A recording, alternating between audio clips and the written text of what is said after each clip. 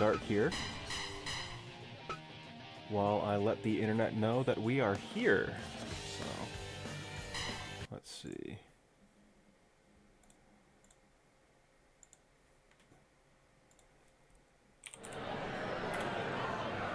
Hi.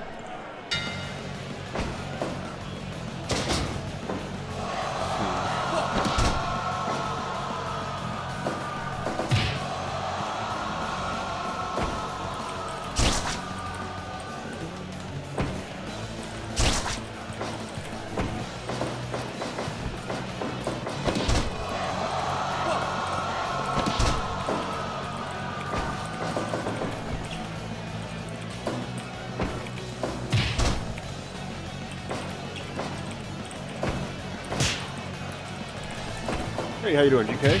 Just posting on Facebook and Twitter, letting people know we're here. Let's see.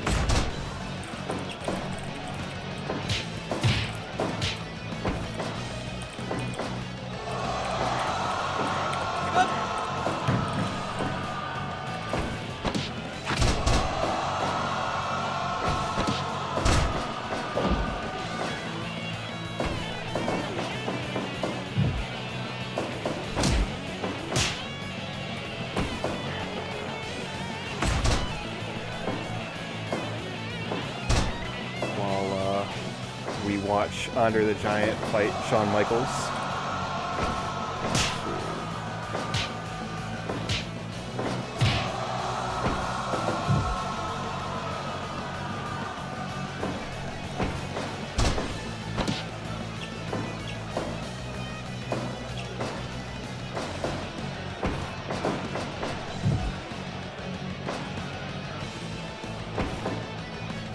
Alright, I believe all ready to go here. 1, 2.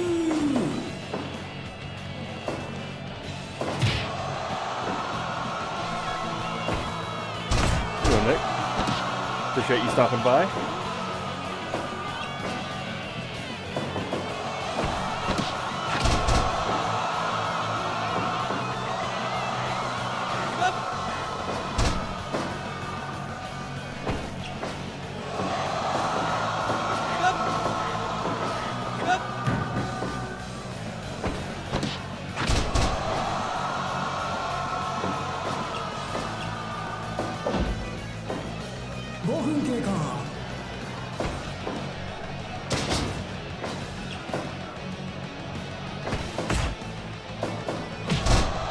Kick square in the chest from Heartbreak Kid Shawn Michaels. Yeah, that is Andre versus Michaels.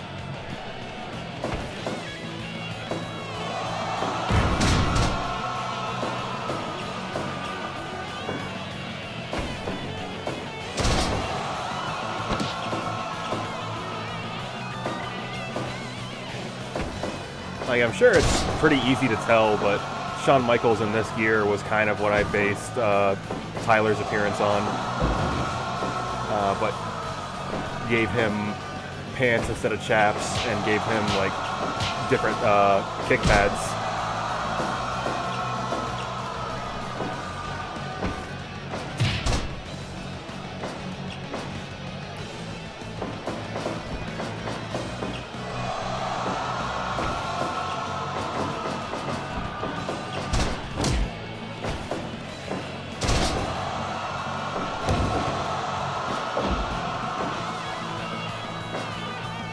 Also love that this is like, I think this is like end of career Andre, so slow that he was unable to get past Shawn Michaels' drop down.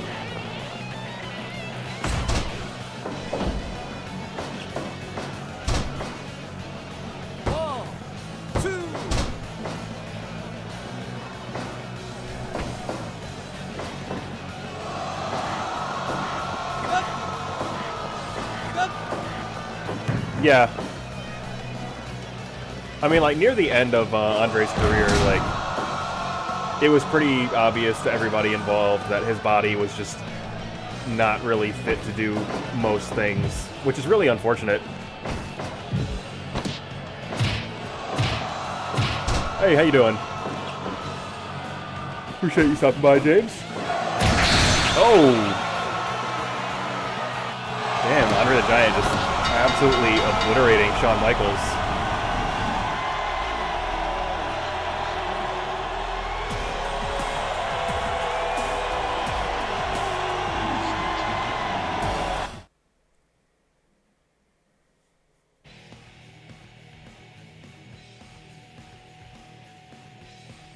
You know what? That's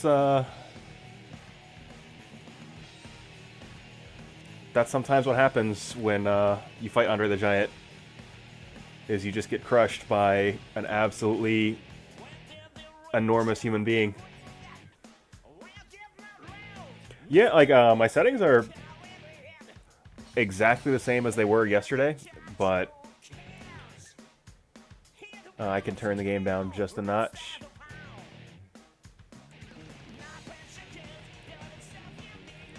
That was a single notch.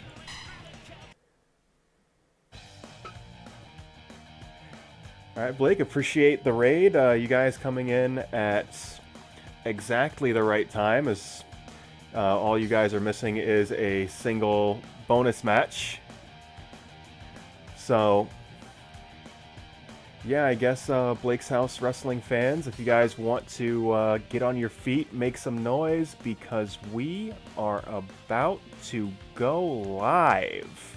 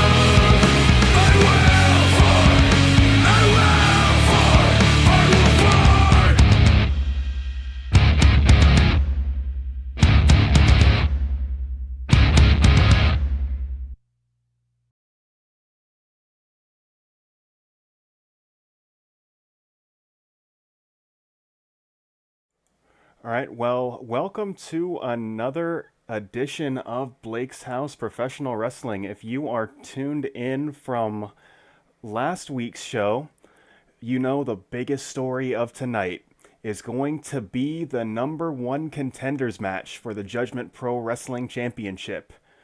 D-Mob, of course, advancing out of the top of the bracket. Hometown hero COLBY advancing from the lower half of the bracket, and they will be meeting up in tonight's main event. Additionally, just to catch you guys up from last week's program, the team of James Holloway, Shenjo, and Blake taking the Trios division by storm and finally winning the KOF TV title off of the American sports team. They will be defending that championship tonight. In addition to that, of course, we've got your staple events, the Mag.Lo Open Challenge, a regular fixture in Blake's House Professional Wrestling, where Mag.Lo will be taking on all comers from around the world and beyond. But let us go ahead and start getting into tonight's show. We've got an action-packed program prepared for you guys tonight. The first match on tonight's card, we are actually going to be taking place live via satellite. You may or may not be aware, Alphonso mentioned that he's a little bit unsatisfied with his place in the Blake's House Professional Wrestling circuit. he has decided to follow in COLBY's footsteps and undergo a Japanese excursion. And you will see tonight's Satoshi Kojima has offered up his ring for Alphonso to start that process. So let's go ahead and get this match live via satellite from Takafumi City Gym. So let's get into that match right now.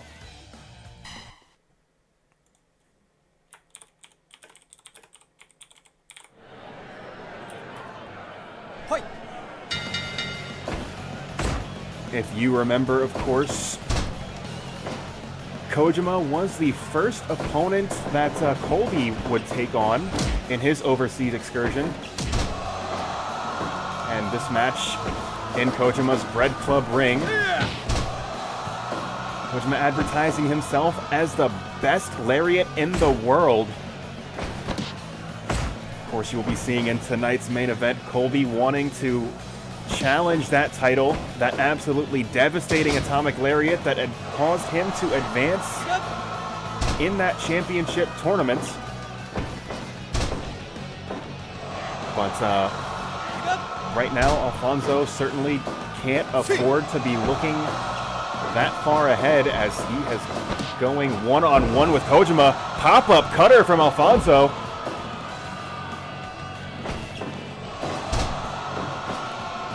Kojima responding back, dragon screw leg whip.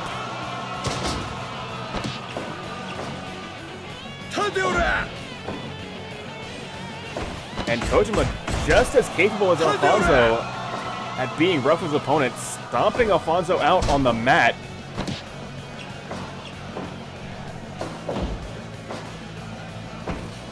You see, of course, this ring decorated with some of Kojima's favorite things, that of course being many different types of breads. Satoshi Kojima, the leader of the Bread Club. But despite his interest in baked goods, you cannot afford to take him lightly inside the squared circle. As he locks on a sharpshooter, but Alphonso powers out of that hold. Just barely giving him any time, and belly-to-belly overhead suplex. Alphonso certainly not taking this match lightly. Alphonso shot into that corner turnbuckle. Kojima tries to charge in, but Alphonso, excellent bit of strategy, clearing that corner as quickly as possible, not allowing Kojima to continue that offense. And Alphonso, big lariat of his own, that heavy left hand. Kojima rolling out of the way of that flipping senton. And absolutely devastating spine buster.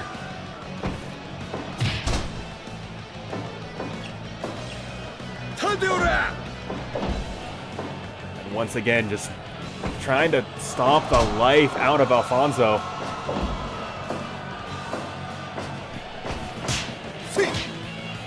Now both competitors slugging it out in the ring here. Kojima still on his feet. And once again, just, oh my god, and Alphonso responding back. Big belly-to-belly overhead suplex. Seems to be that's the move that he wants to go to in this match. Something that he feels extremely comfortable with. And the two times he's attempted it is connected.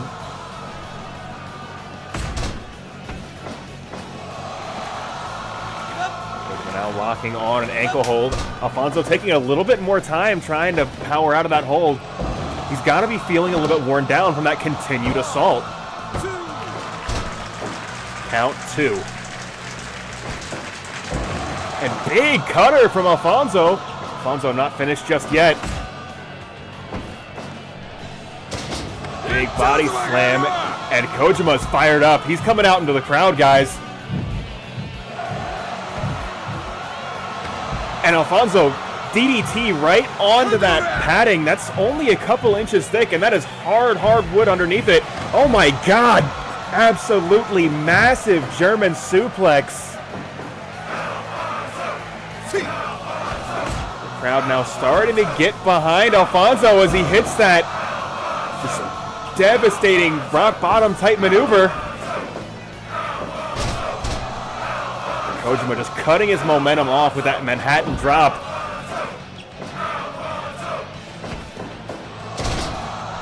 Kojima with a suplex of his own, but Alphonso immediately to his feet. That crowd chant certainly had to have energized him. He is completely fired up here. Locks on that sleeper hold.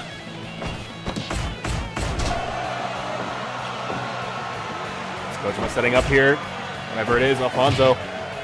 Double underhook. Face buster. Goes for the cover. That could be it. 1, 2. No. Kojima just narrowly able to lift that shoulder up.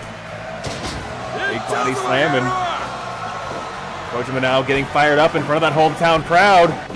And devastating lariat, but Alphonso now running the ropes, and that Tony Jaa square in the face. Fireman's carry buster right into the mat.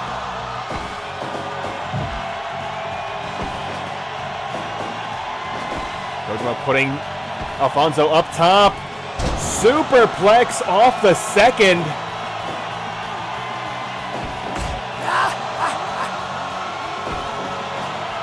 Alphonso maybe a little bit cocky here, and that cost him. But Alphonso once again somehow finding the inner strength to get to his feet first.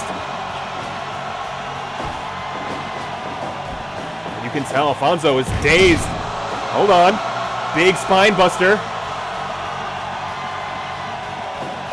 Runs the ropes. And flashing elbow, burying that elbow right in the heart of Kojima, but all that theatrics gave Kojima enough time to get back to his feet.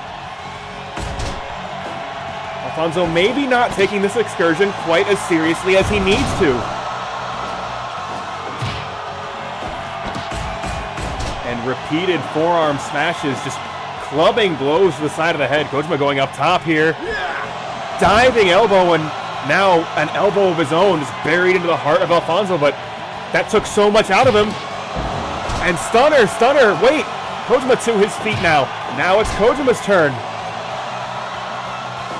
to find that fighting spirit that he needs to get back into this contest. Rolling lariat. To do that. Big body slam. Kojima trying to set the pace here, but Alphonso not allowing it. Once again, going back to that belly-to-belly overhead suplex. He feels so comfortable going to that maneuver. And once again, another stunner, center of the ring. That's got to be enough. 1, 2, 3 count fall.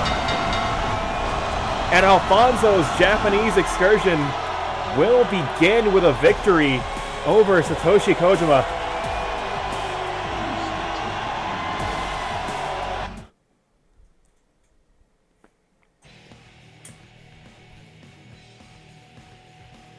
So we certainly wish Alphonso the best of luck in this training excursion.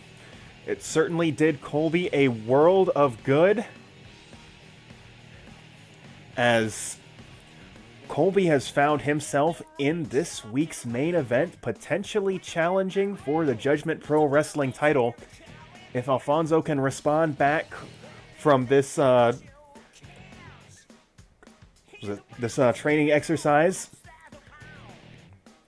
he will be that much better prepared, that much more effective.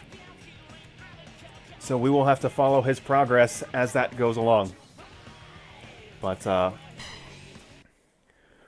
course, all of you fine folks in the crowd looking for a little bit more local contests, we are going to be cutting back to the Blake's House Arena,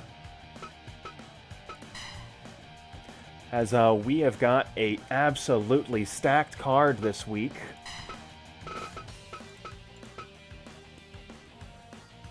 As David Clement taking on yet another member of Nick's wrestling organization. Of course, you saw him fight Waldo last week.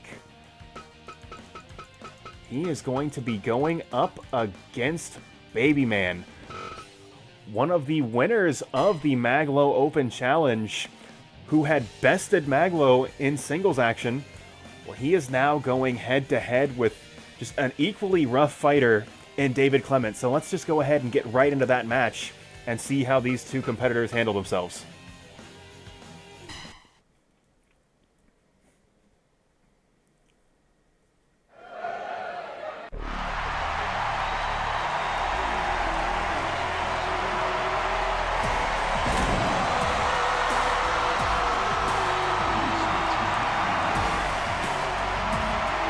And Baby Man, looking at my notes here, did not have this in front of me the last time when he was competing up against Mag.Lo.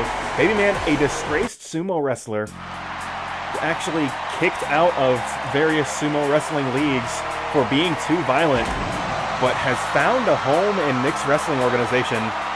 But David Clement, certainly a competitor that can match that level of violence, as we have seen him work with several different foreign objects, the poison mist.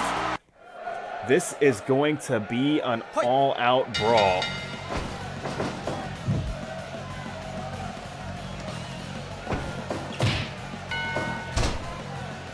But it is Baby Man going with the first blow below the waist of David Clement, and just swinging wildly with knees and kicks. It is going to be very difficult for David to best Baby Man in a test of strength. While he may not be an active sumo wrestler, those skills, being able to use your body and create leverage against your opponent, is going to be so effective when David is already giving up the size advantage. Baby Man going for that headbutt. But David finds a different place for Baby Man to put his head. David shot into that orange Gatorade turnbuckle. Big boot into the corner, and David is dazed already.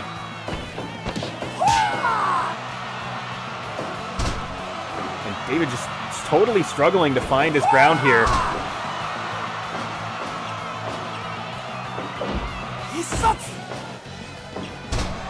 David going for it, roll up early, just trying to surprise Baby Man, but Baby Man able to sidestep that flying roll up.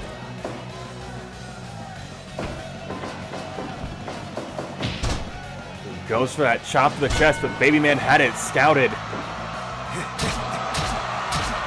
And Baby Man, the first, quite literally drawing first blood in this contest, and David is yet to get started. Both these competitors slugging it out. Baby Man gaining ground, pushing David back, but David getting the last laugh as he is the last one standing in that exchange. Now David's putting that educated feet to good use.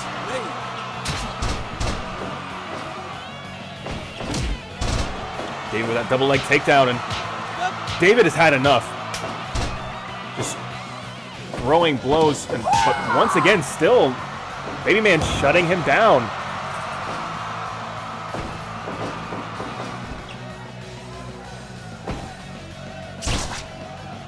Big eye rake from Baby Man. Baby Man once again running the ropes. And sit out lariat. 5 minutes gone. Right now, David. And if this is coming to a slugfest, I've got to give the edge to David. And David winning that exchange and locking on that cross arm breaker, just trying to stretch the joints of Baby Man here. Big headbutt, and David may have finally found his stride.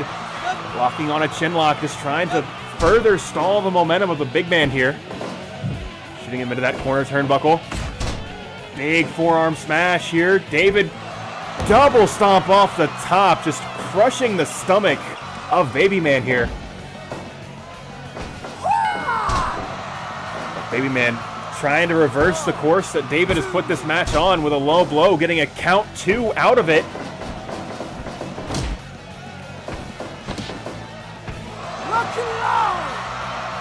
Baby Man with that devastating foreign object.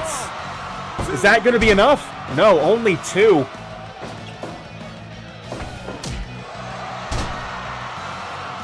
But Baby Man just a little bit dirtier, a little bit more rough, a little bit more willing to go that extra inch in pursuit of the victory. And right now, David is struggling to find an answer here. Oh my God, absolutely massive giant swing to the tremendously large baby man. And ducks that lariat here. David maybe starting to get a little bit of momentum, but once again the momentum cut off by baby man. Big falling fist, but David to his feet. Once again, shot into that corner turnbuckle, possibly setting up for another big boot, and it connects, and David struggling to get out of the corner. Big back elbow right into the center of his spine. How much more punishment is David going to be able to take?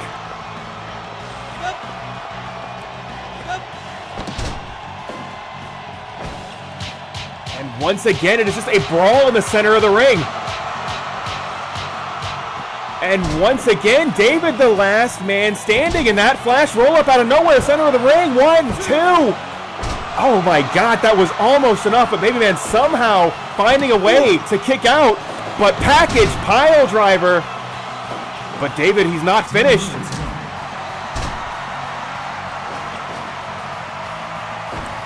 Oh my God, there's that KO punch. That's got to be it. Stacks him up. 1, 2. No! Nobody has kicked out of David's KO punch, but Baby Man somehow finding it in him to get a shoulder off the mat.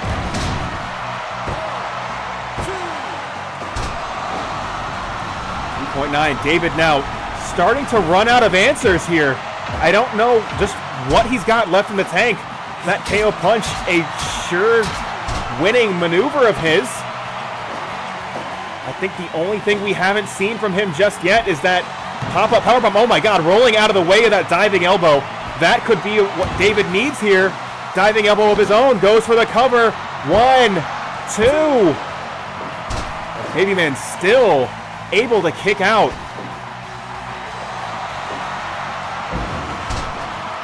A Gotch-style pile driver from Baby Man here.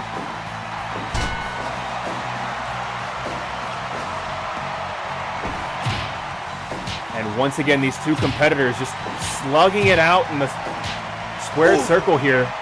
Insecurity, top of the head, just trying to take his head off his shoulders.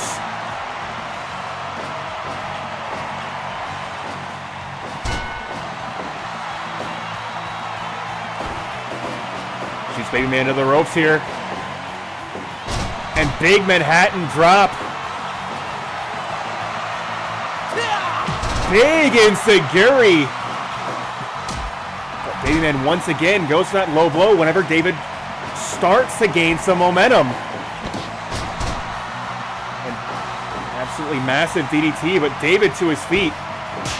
Big chop to the chest. Pop-up powerbomb from David. That's got to be it.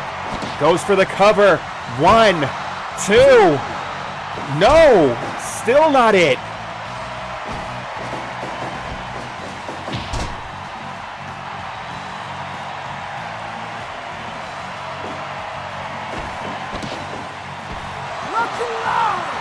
Once again, another strike with that foreign object. That's got to be it here. 1, 2, 3 count fall.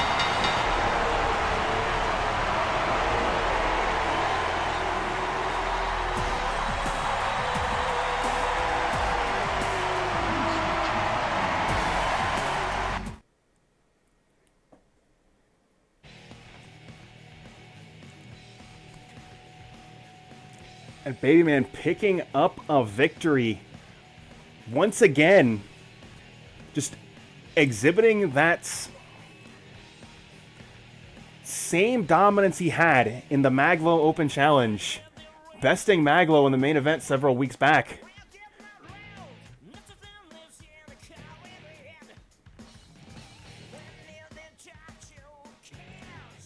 And now beating David in a absolute brawl.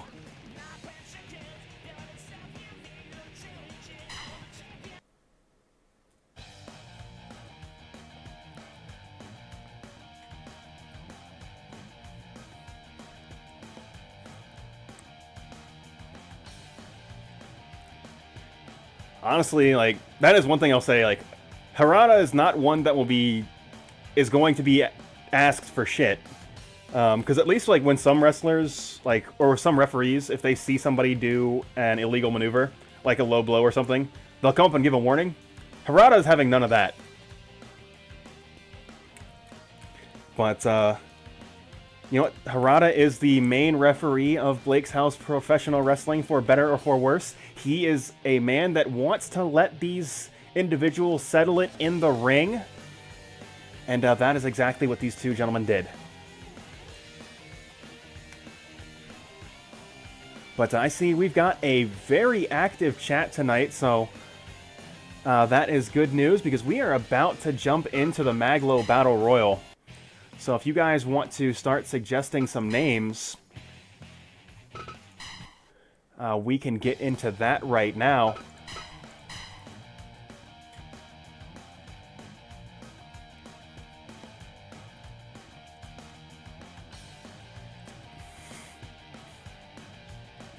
That's a fair point. Maybe gentleman's the wrong word. We'll go ahead and say competitor. I can definitely put Brandon in this contest.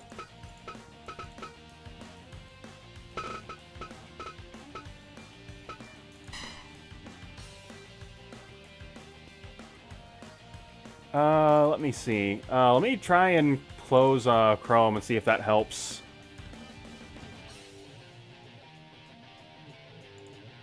There is like literally no other programs that I can close down to make it not run bad. We can do Bob Ross. I am certainly okay with that.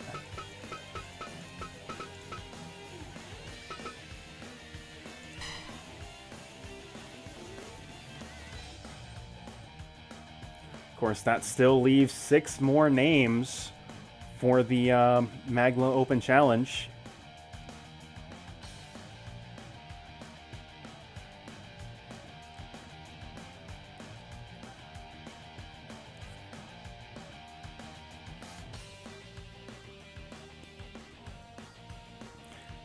I think I can make 90s Triple H an option.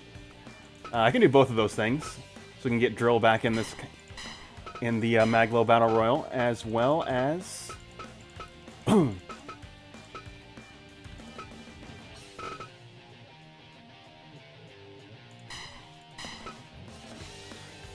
put Triple H in this match here.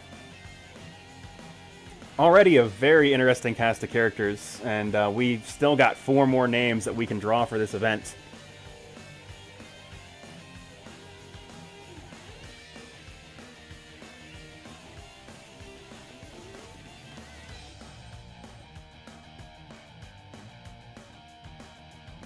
We can do The Undertaker.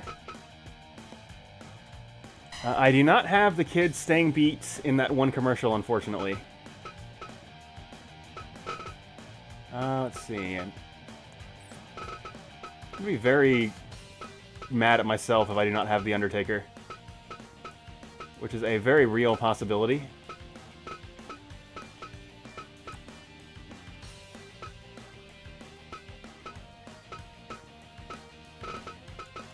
Hold on. Oh, here is Undertaker 2010s. One that I'm going to put in as my own pick. I'm going to put Tai Chi in.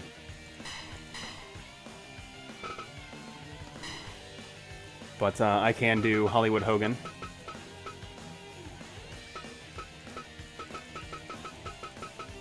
Oops.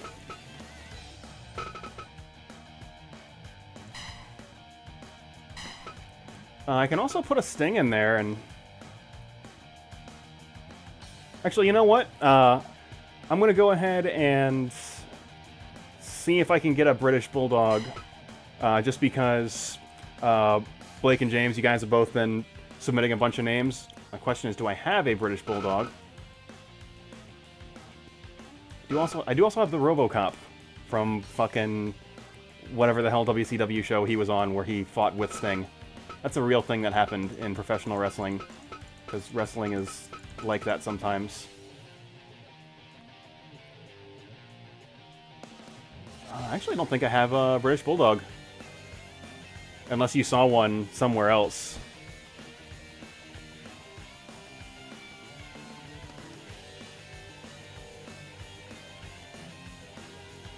Thunder as in Jushin Liger? Because I definitely have a Jushin Liger.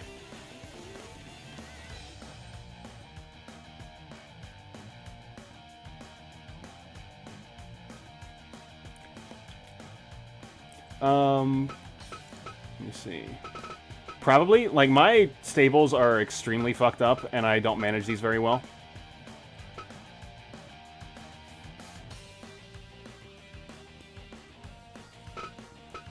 I'm going to go ahead and give GK Sergeant Slaughter. And that's going to give us a full roster here.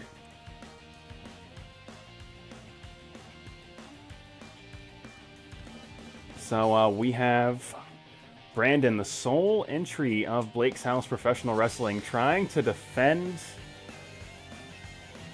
tonight's semi-main event from outsiders, as I said, from around the world and beyond, as it were. But let's just go ahead and get right into this match and see exactly how this Mag.Lo Battle Royal is going to go.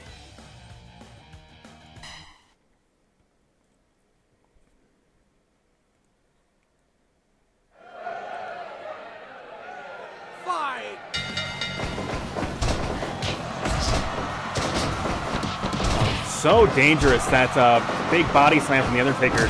Drill very nearly eliminated. Less than 15 seconds, and Brandon already eliminated by Taichi. Give up.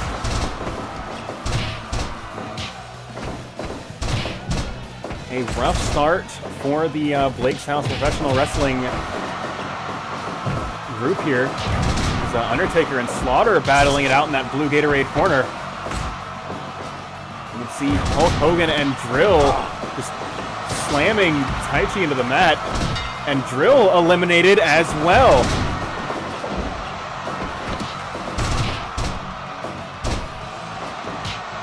But let's say one of our producers may have some points there.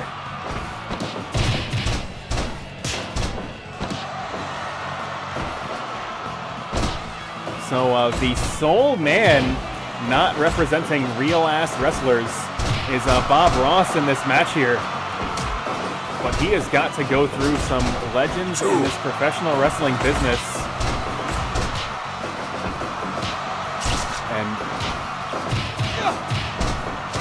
don't want to undersell Taichi of Suzuki-gun, but certainly if you looked at who is left in this battle royal, he certainly would not be the favorite.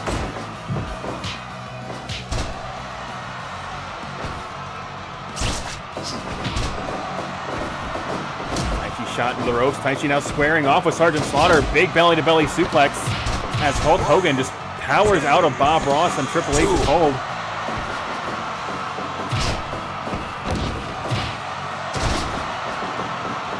And even down to 6, this is still absolute chaos. It looks like, for the most part, well, I was about to say for the most part people have paired off into their own one-on-ones, but that is no longer the case as this match progresses around that blue Gatorade turnbuckle, as all 4 of these individuals just need to keep their head on a swivel at any given moment. They could be blindsided by another competitor. You saw Bob Ross just approaching the back of Taichi, but hold on. Oh, Taichi possibly saving Triple H there, as Bob Ross had that vertical suplex locked in.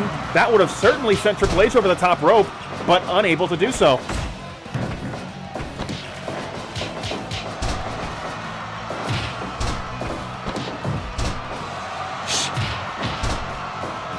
Clubbing blow from Triple H.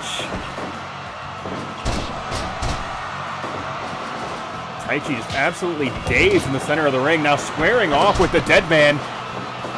And a choke slam. That's gotta be enough there, too. Taichi barely able to kick out.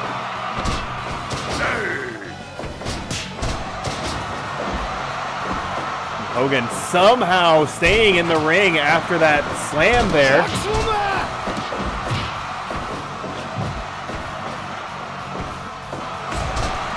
Sergeant Slaughter's got the Cobra Clutch locked in. Taichi will not submit.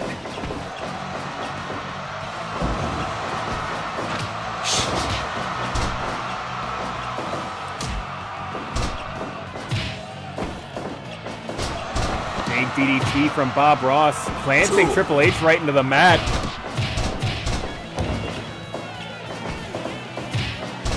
Triple H, big gut punch, and now slugging out with Bob Ross as well.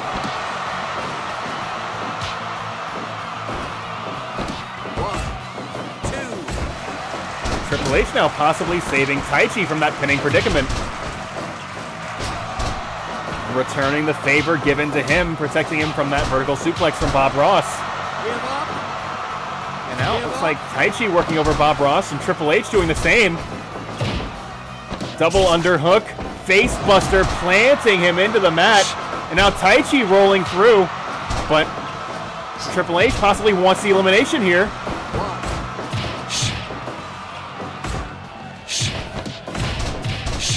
Meantime, now the matchup near the center of the ring. The Undertaker, Sergeant Slaughter, Hollywood Hulk Hogan, and Triple H all battling it out in the center of the ring. Big clubbing blow here. The Undertaker shutting Triple H down. Now Triple H back to Bob Ross.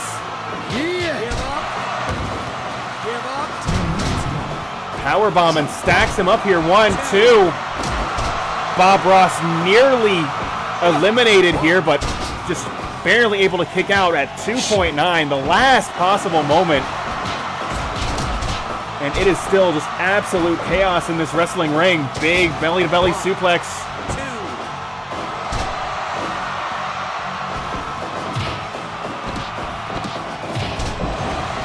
Triple H once again with that double underhook facebuster, but he's not finished with Bob Ross yet. Taichi now trying to stretch Triple H out, but the game will not be submitted. Taichi once again, oh my god, just setting up for that devastating powerbomb, but Sergeant Slaughter shutting that down. Big super kick and super kicks in stereo. And a tornado kick from Taichi. But Taichi now getting absolutely lit up by Bob Ross's punches.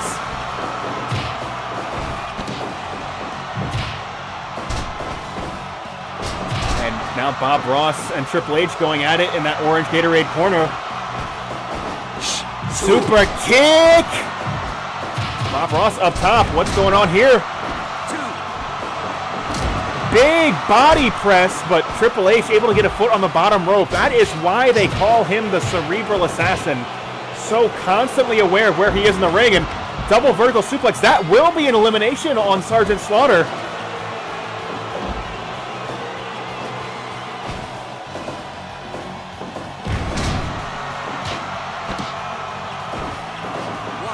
Taichi shot into that corner turnbuckle.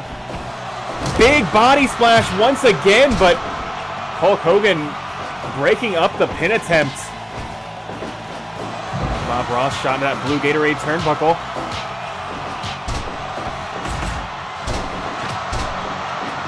Big thrust kick from Taichi, just planting Triple H onto the mat. And big running slam here. And another thrust kick, just dropping Triple H. Those kicks are just absolutely deadly from Taichi here.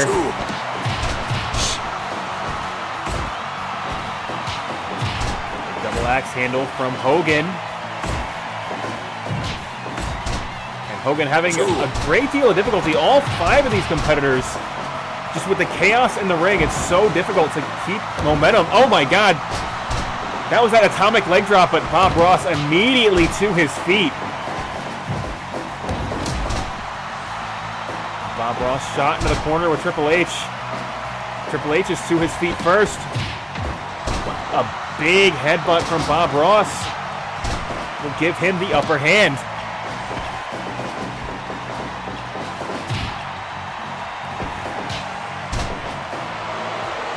Hogan, big pile driver. Planting Taichi into the mat. And This is still anybody's match, folks. As I said, you can't count Taichi out despite the giants that he is in the ring with. He has stayed in this match for nearly 20 minutes. Along with Triple H, Hulk Hogan, The Undertaker, and Bob Ross. A big rolling elbow from Bob Ross. Doesn't quite find its mark, but that super kick finds it right into the jaw of Bob Ross, and Bob Ross is dazed.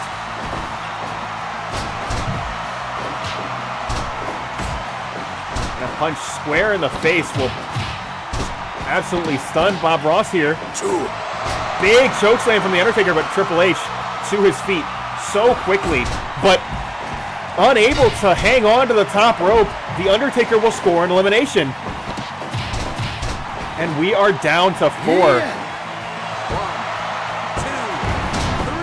1, 2, 3. 3 count fall. Bob Ross has eliminated 1, but only 1. The Undertaker breaking up that pin attempt.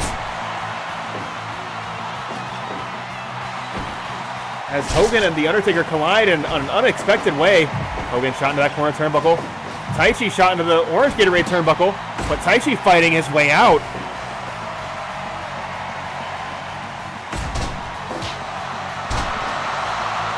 He's hulking up here, running the ropes. Atomic leg drop right on the back of the neck, but Taichi is to his feet.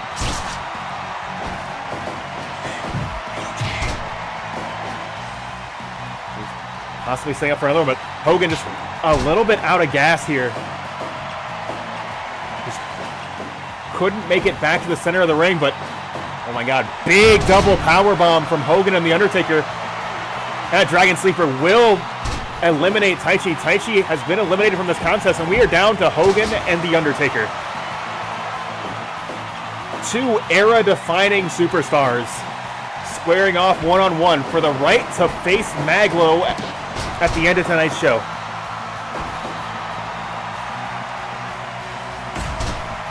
At the moment, it looks like The Undertaker has the upper hand. Into the corner, clubbing blow to the center of the chest. Cover 1, 2. But Hogan able to kick out. This match isn't over. Big backdrop, and he's hulking up here. Runs the ropes, and atomic leg drop. Is that it? No. Undertaker is to his feet. And big DDT center of the ring. The dead man just struggling to keep his wind.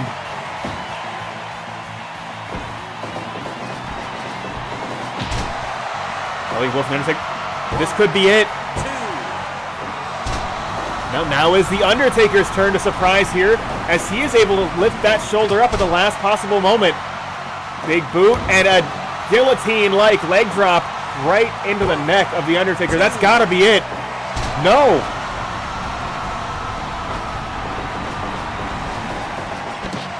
And once again, The Undertaker going for that running DDT. It's been so effective over the course of this match. Hogan now. Pile driver, but Hogan's got to be scratching his head here, trying to figure out exactly what he can do to The Undertaker that he has not done already. He has hit him with his best shot on several occasions, but The Undertaker keeps getting up. Once again, another leg drop. 2. 3. And that one will be enough to do it. As Hulk Hogan advances to the Mag.Lo Open Challenge, brother.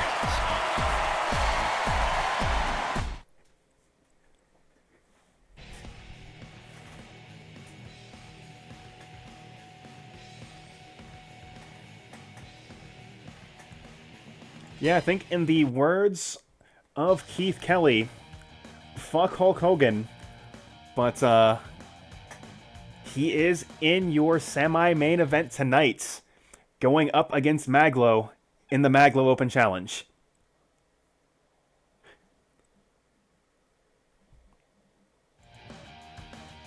And boy, when we go into the post-show dark match, many things have happened in the world of professional wrestling this week. And as it turns out, wrestling is a fucked up industry. But that's getting a little bit ahead of ourselves here.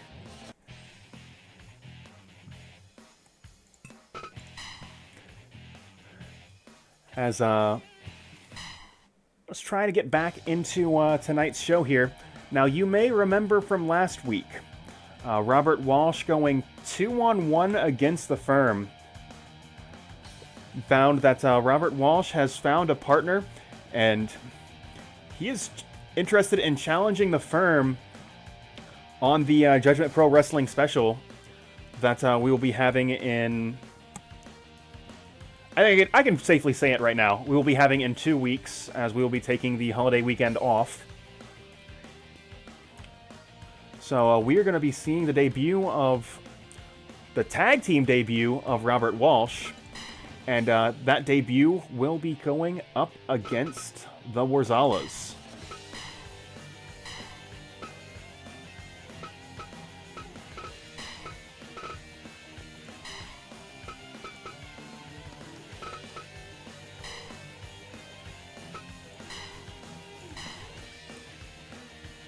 And Robert Walsh tagging with his close personal friend, John Newton.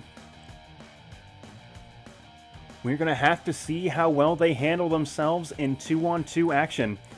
Of course, Roberts held his own quite effectively against the tag team champions last week. The numbers game just proved to be a little bit too much for him. But now he is going toe-to-toe with a team on a bit of a downturn. The Worzallas taking a tough loss last week.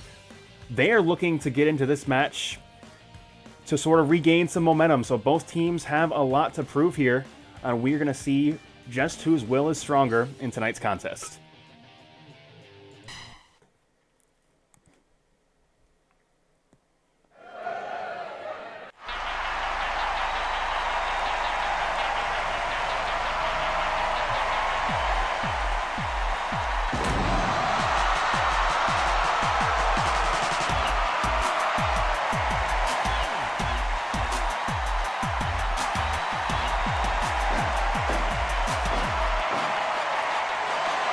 Both of these competitors, a little bit of brawlers. You certainly know what Robert Walsh is about. You've seen him for the last several weeks. John Newton didn't have quite as strong a JPW #1 contenders tournament that Robert had. But the Worzallas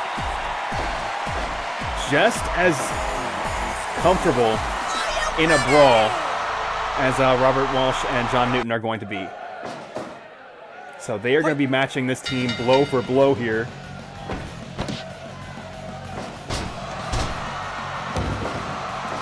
And Worzallas already shot out of a gun into this match here.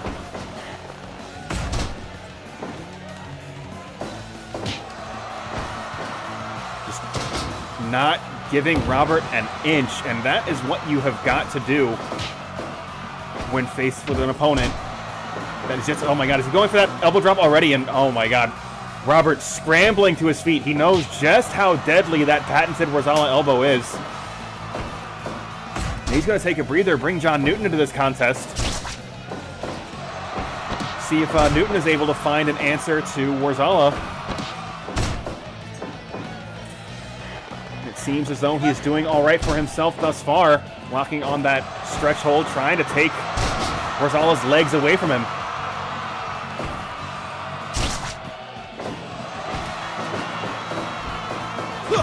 Big headbutt from Worzallas, and Worzallas now going to the corner, bringing Christine into this contest. Big chop. And hip toss from Worzallas. Now Christine in control here.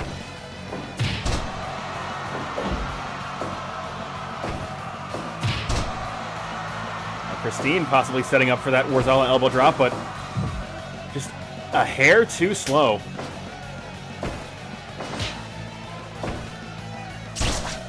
And it is 2-on-1 in that blue Gatorade turnbuckle. And Robert Walsh and John Newton taking full advantage that they have managed to cut Christine off from her husband on the other side of the ring.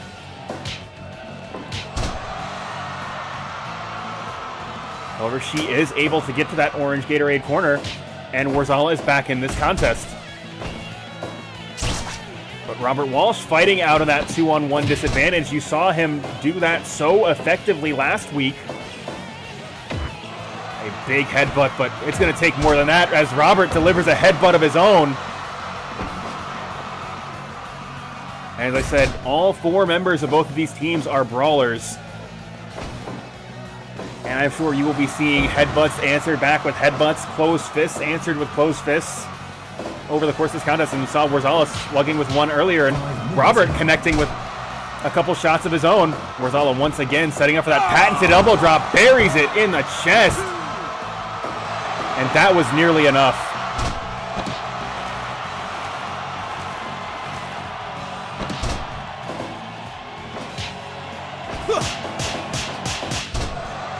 And Worzallas delivering that sumo chops to the chest, but unable to cut Robert off from getting to his partner. And now we have John Newton versus Christine squaring off inside the ring here. Big whip around lariat from Christine, and a chop to the crown, and Christine could be getting fired up here, trying to deliver a Worzallas elbow drop of her own, but John Newton had it well scouted.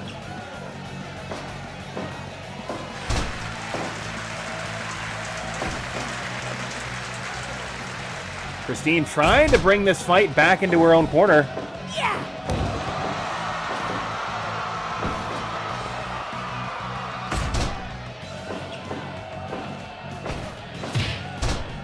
Big kick to the gut, and once again, it seems that the John Newton-Robert Walsh team, or at least Newton specifically, wants to use these joint holds against these larger competitors, trying to slow them down even further, trying to take that base away from those powerful strikes.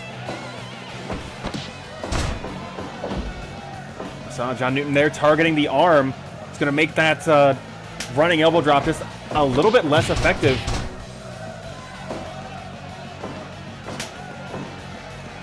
Once again, Worzallas caught with that Russian leg sweep, and now Walsh is in control. Close fist right to the side of the head, but Worzallas powering out of it. Big slam here, but it's so very close to that blue Gatorade corner. He's not going to be able to capitalize any further.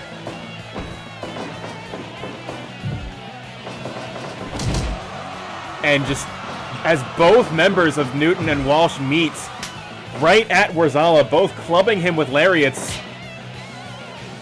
10 minutes gone. Just an amazing display of teamwork. As I said, Newton and Walsh, close personal friends outside of Judgment Pro Wrestling. You've got to figure they are prepared to fight together as a team. Christine shooting Newton to the outside. Worzallas getting a chair while Harada is distracted.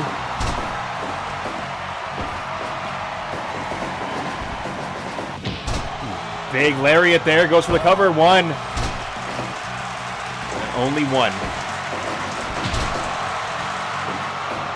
Big lariat. Christine unable to protect herself.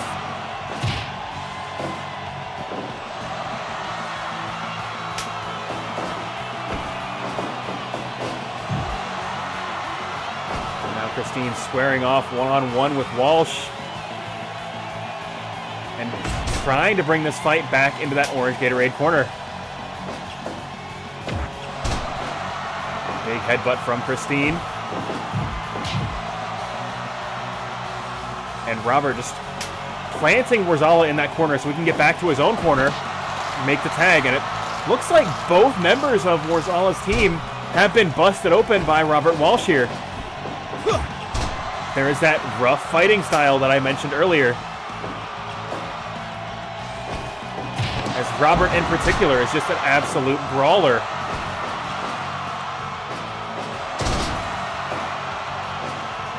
John Newton connecting with Newton's Law onto Worzallas. Worzallas going back into his own corner. He was not the legal man. He's got to get through Christine right now. And that is proving to be a difficult task. She's starts to stretch out John Newton, and that's going to clear the corner as Robert comes in to make the assist.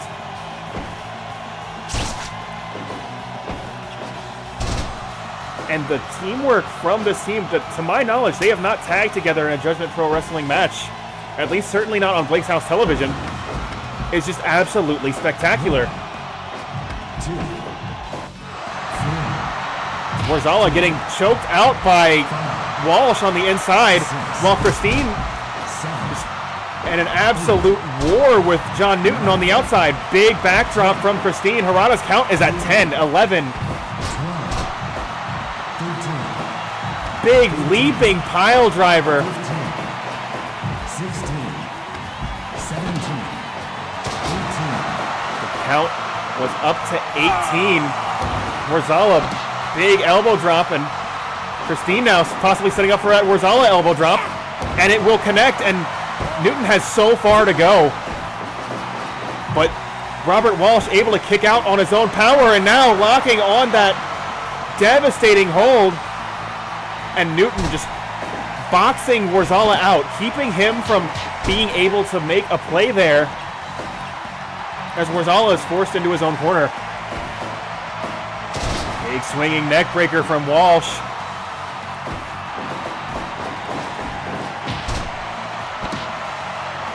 And that could be it. No, that's Harada's calling that an illegal choke. That will not be able to decide this contest here. But Worzallas coming in to make the save regardless.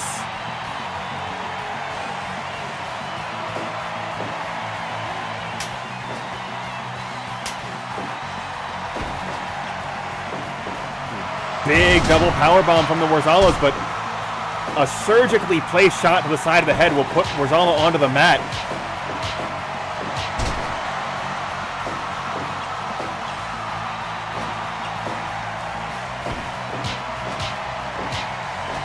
And John Newton just peppering Worzallas with strikes. One, that's got to be it.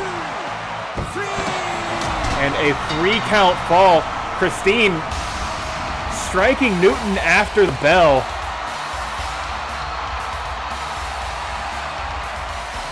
But it doesn't matter. That's going to be a victory for John Newton and Robert Walsh. And that is exactly the momentum that they will need if they are looking to challenge the Blake's House Wrestling Tag Team Champions next week. And Worzallas and Christine having a bit of a rough time. I can't help but shake the feeling that something is missing from this team, and I feel like they know it too, but they're just really not clear on what that is just yet.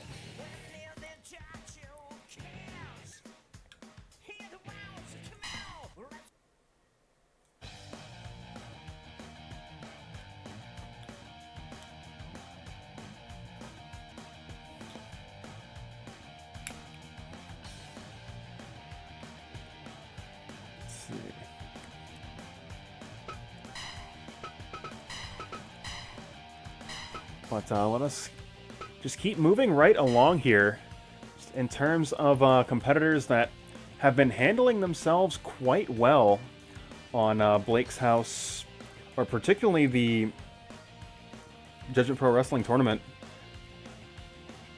Jordan is somebody that we had not seen in quite some time before that. Let me see here.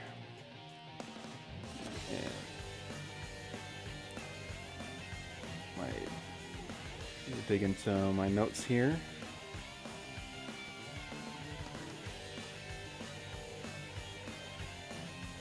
Let's see.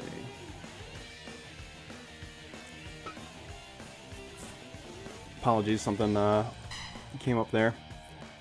But Jordan, somebody that we have not seen in outside of that Judgment Pro Wrestling Tournament.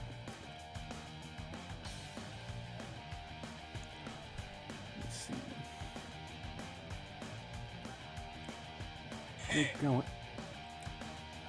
see.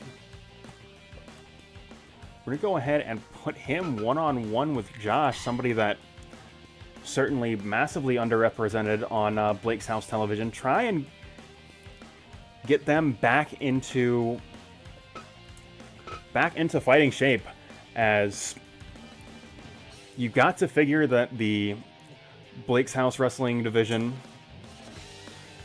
out for blood here. We have not seen Terrell in several weeks.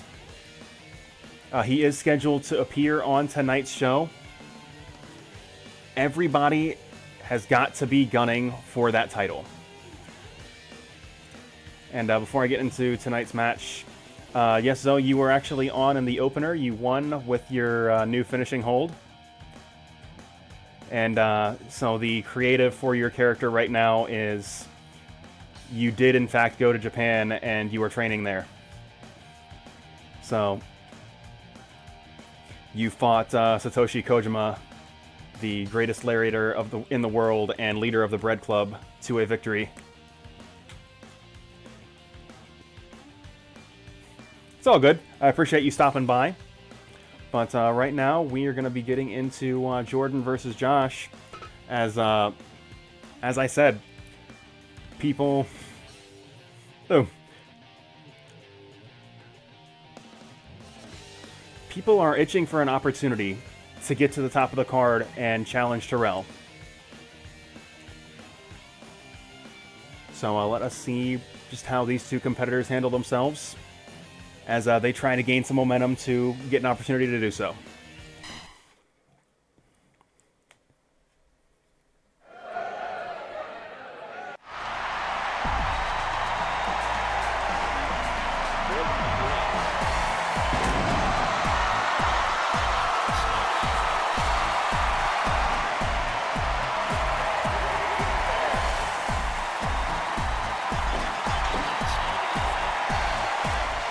Of course, if we were to talk about brawlers, Josh is certainly going to keep that trend alive.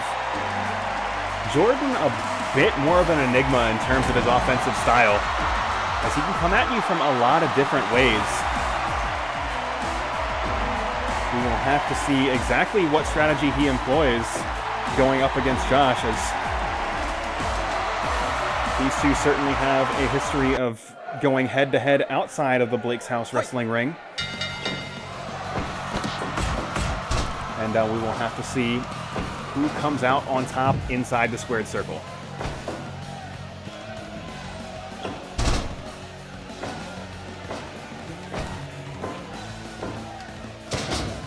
Big scoop and a slam from Jordan. Jordan in that tuxedo mask inspired gear, looking to be the most fabulous wrestler, but of course we saw one of Judgment Pro Wrestling's newest standout superstars, Kurt London, would be challenging for that title on his own. You've got to figure these two competitors are going to be going head to head for that mantle at some point in the future, but right now Jordan cannot afford to look past Josh.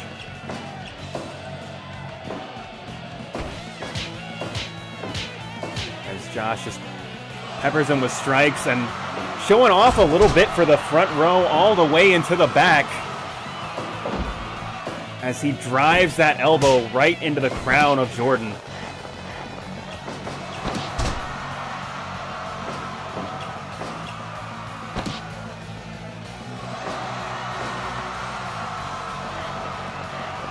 And maybe I had a completely wrong read on how Josh was going to approach this match, as he's being a little bit more showy, but certainly not uncharacteristic of Josh, as a great deal of his strategy when he is not brawling, he wants to frustrate his opponents.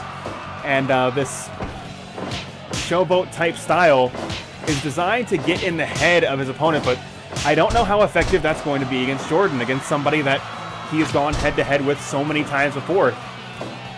Got to be somebody that can see that coming. Big back switch and low blow from Jordan, as Jordan locks on a hold here. Josh able to power out. And this time Josh having none of that, defending himself from the back switch with a big Pele kick.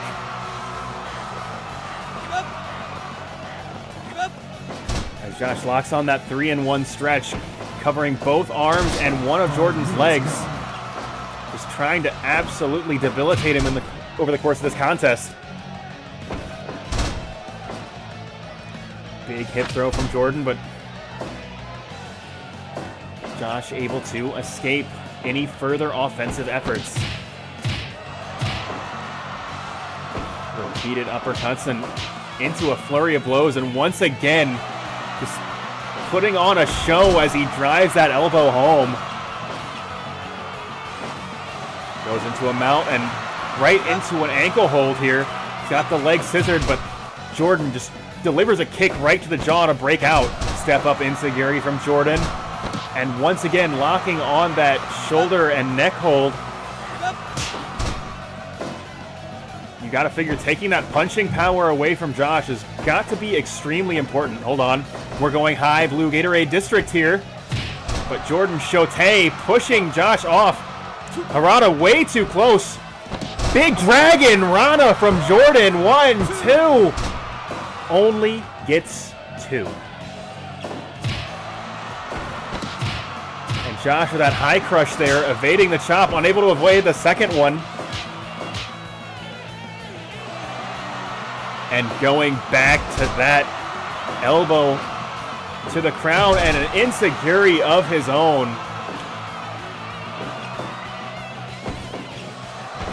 Back switch and once again defended with a Pele kick.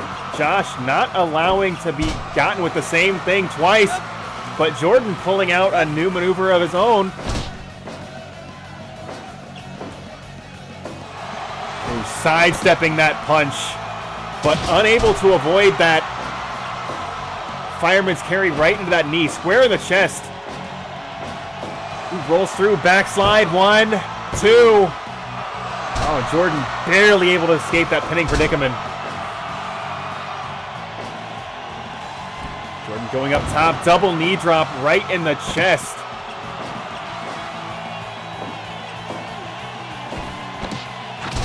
Step up enziguri from Jordan, and another double knee drop.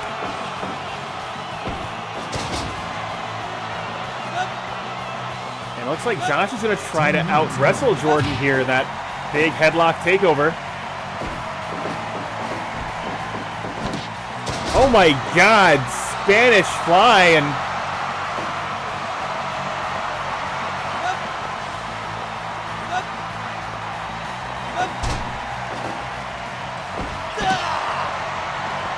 Jordan locking on that patented bear hug. He has submitted so many with that maneuver. And blue thunder bomb, but still not enough to put Jordan away. And Jordan now with a pinning predicament of his own. And this time it is Josh narrowly able to escape. Josh now rolling death cradle. And where is this going to stop? Nobody knows, but just far enough away from the ropes that Jordan will not be able to get a hand on that bottom rope to escape.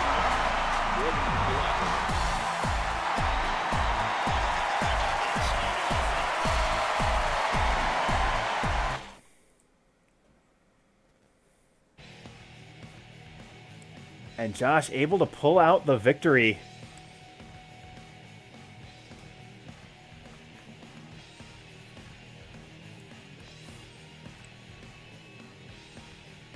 Yes, he did just rolling death cradle. That's a thing you can do in this game. And he won with rolling death cradle.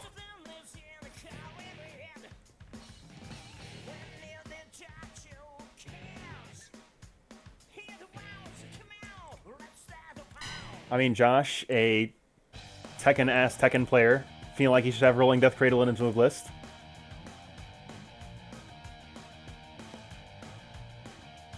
Also, as an aside, before we start getting into some more stuff, oh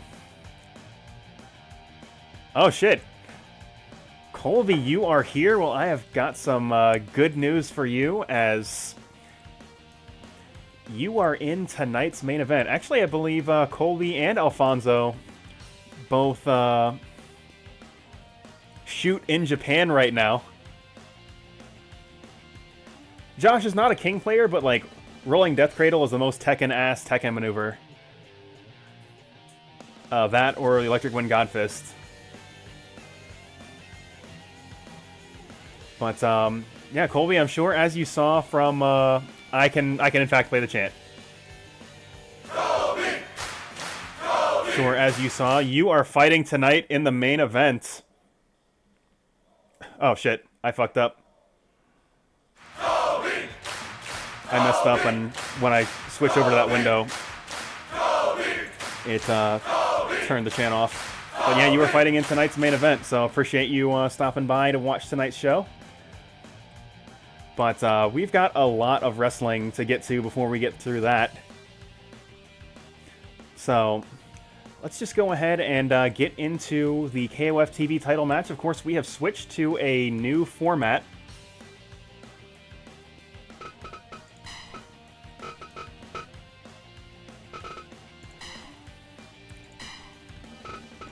It is still, of course, elimination tag. However, we are no longer operating under King of Fighters 11 rules.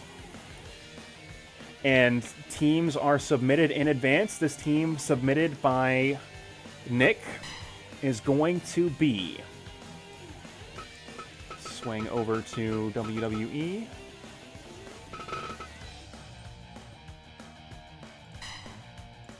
Cesaro.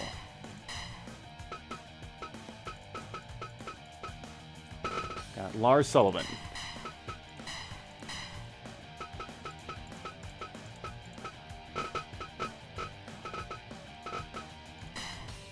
And Finn Balor, challenging the newly formed team of James Holloway, Shenjo, and Blake Cabus.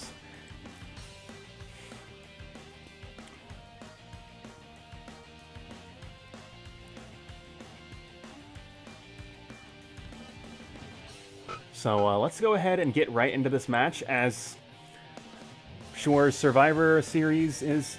Yeah, honestly, that's... I mean, the chat wanted racism, I guess. And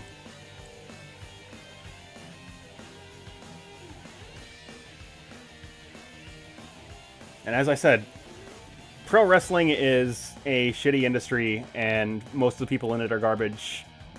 No ethical consumption under capitalism, so on and so forth.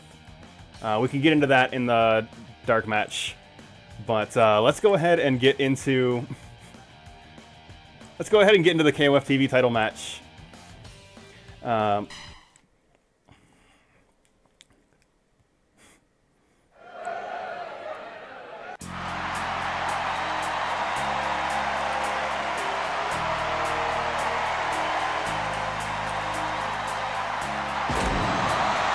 Of course, you may or may not be aware, WWE Survivor Series happening tonight.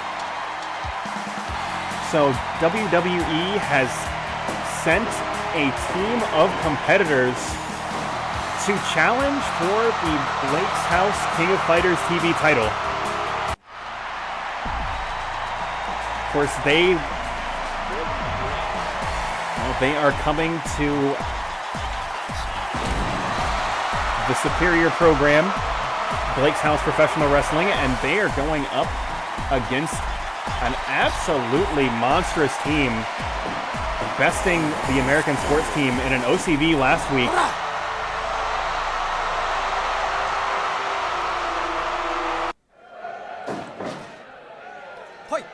And it looks like we are starting off James Holloway versus the Swiss Superman Cesaro.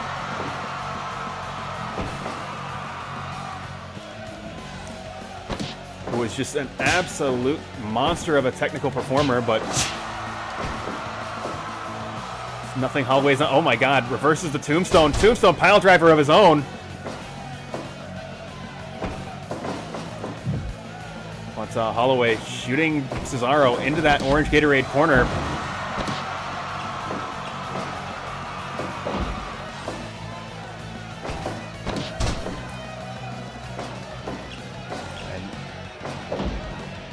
Cesaro, so extremely dangerous. As I mentioned in the previous contest, Jordan can come at you from a lot of different ways. Cesaro can certainly come at you from any way. I would argue there is not a move in professional wrestling he is not capable of doing, but right now, Team WWE has brought in Lars Sullivan, an absolute freak of nature. But he is going up against Money Blake Cabus. Stalling vertical suplex will send Blake to the outside. And Sullivan stands alone in the center of the ring. It looks like we've got big man versus big man here, as the blue Gatorade team has, or the orange Gatorade team, excuse me, has brought in Shenjo to take on the monster that is Lars Sullivan. Big punch to the gut. Shenjo running the ropes, but Sullivan to his feet just a little bit too quick, but Shenjo willing to put him back into the mat with that trap suplex. And Sullivan now going into that blue Gatorade corner, bringing Finn Balor into this contest.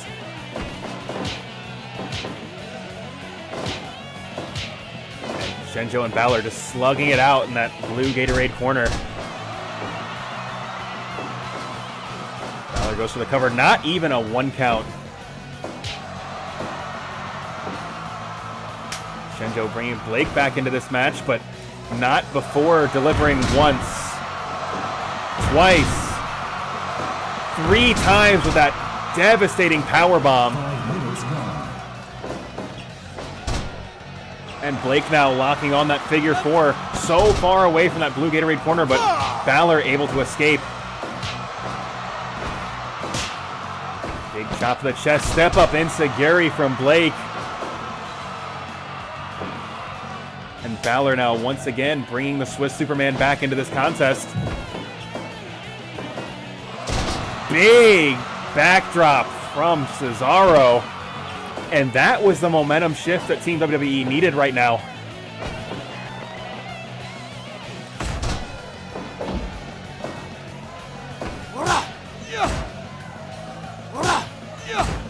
And a strike exchange with Cesaro. Those European uppercuts absolutely deadly, but somehow, some way, Blake's still on his feet.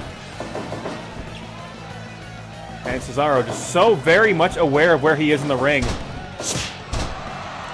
Not giving Blake any room with that leapfrog maneuver. Unable to protect himself from that chop to the face.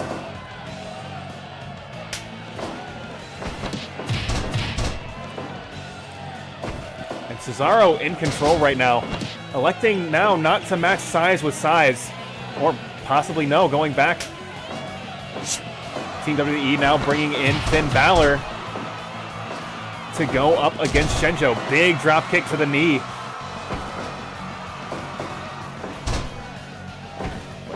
Shenjo just so prepared here, lifting and dropping Balor right onto his neck, but Balor scrambles to his feet, not allowing Shenjo an opportunity to capitalize. Big double vertical suplex, and that's going to send Shenjo to the outside. And Team WWE now, just Sullivan now clearing the apron, but Shenjo slugging it out with Lars Sullivan on the outside. Cesaro content to stay in the inside of the ring. Harada's count is at 10. Slight miscue from Blake and from James here as James attempts that Inferno kick, but Blake pulling him out of the way. 1, 2, only 2. 10 minutes gone. Shenjo now. Hold on, James, Persona 450 off that orange Gatorade turnbuckle. Big spine buster from the Swiss Superman as Sullivan goes back. And the King of Swing himself showing you guys how it's done.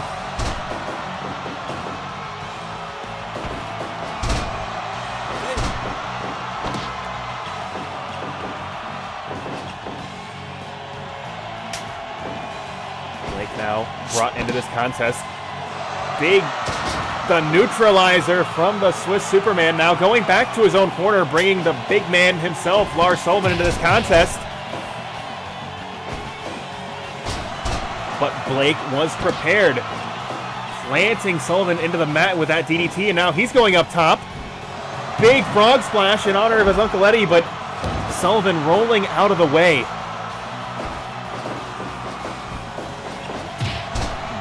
Big kick to the gut, and now working those tree trunk-like legs of Lars Sullivan. As Cesaro once again connects to the neutralizer, and a devastating lariat from Sullivan, planting Blake into the mat. Twisting facebuster, bringing Shinjo in. Double drop kicks from Shinjo and Blake. Big shoulder block from Sullivan, and now Sullivan bringing in Balor back into this match.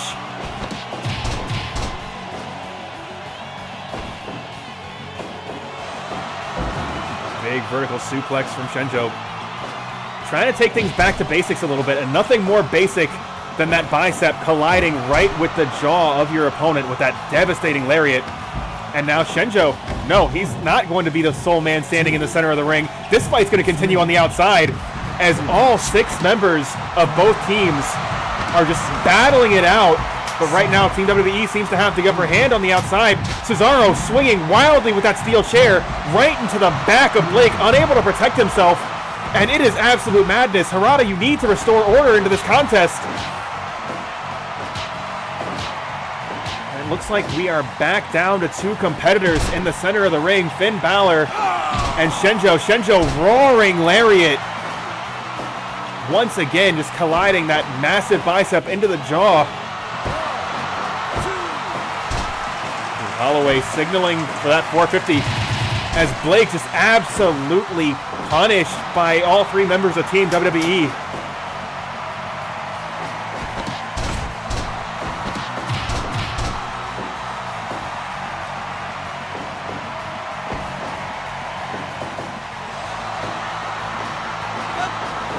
And now Sullivan just crushing the back of Holloway as both members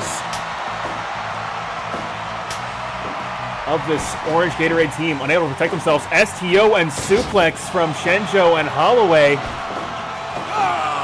Big German suplex with bridge too.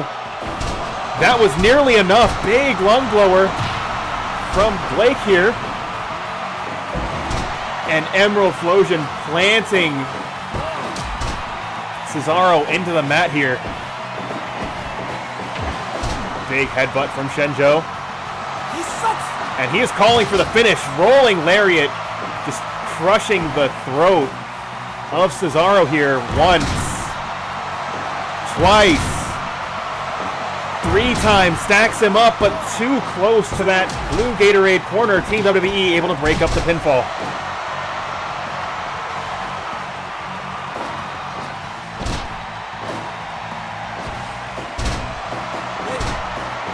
Shinjo able to get a foot on the rope there. That pinning predicament so dangerous, so close to the Team WWE corner. Big lariat. Balor protecting his teammate there. And this time an elbow to the face as well.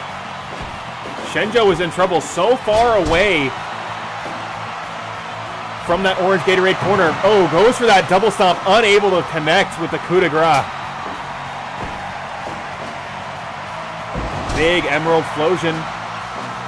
And now James in control here. Once again, Balor shot to the outside. And that orange Gatorade team now 2-on-1 on the outside. Harada's count at 8. Running powerbomb from Sullivan here, and Shinjo leaving that Singapore cane in the ring. This is an edgier, more aggressive. Oh my God! Holloway did the deal. Nobody kicks out of the Falcon Arrow, but fortunately, Sullivan able to come in and make the save. But yeah, this is an edgier, more aggressive Shinjo. More aggressive Holloway and Blake. And once again, Holloway doing the deal, but somehow Balor able to kick out.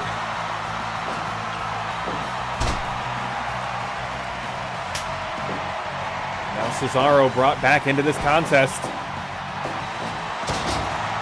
Big backdrop, and Holloway signaling for the 450. No, electing to go back into the corner, bring a fresh man into this contest. thinks better of it, and big double power bomb from Shinjo and Holloway. But, oh my god, big crossface. But Blake able to make the save, but at a great personal cost as the rest of Team WWE shuts him down. Big spine buster. And transitions right into that giant swing.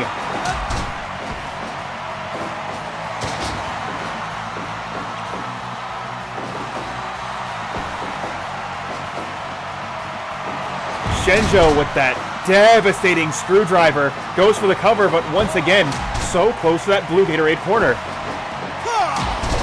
Sullivan hit high and low with that unblockable. And Shinjo now. Cesaro is in that orange Gatorade corner. But Cesaro making sure he is not put in the Space Jam. But right now, he's got to go one-on-one against Blake Cabus, and so far away from the WWE corner. Big lung blower once again from Blake. And goes for the cover. A bit of a cocky cover here, but will get the elimination. And big STO and suplex, and Blake now flashing elbow. All three members of this team working in tandem here. Cover 1, 2, only gets 2.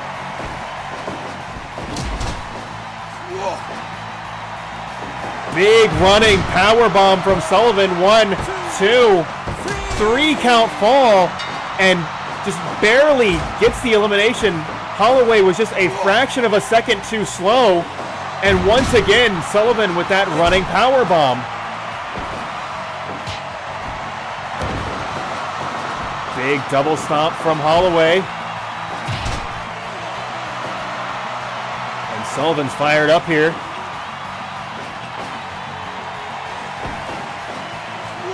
Possibly setting up for that running powerbomb once again, and it will connect. Shinjo now making his way into the ring. And Balor sacrificing the body, getting in front of Shinjo, making it so he was unable to stop the elimination.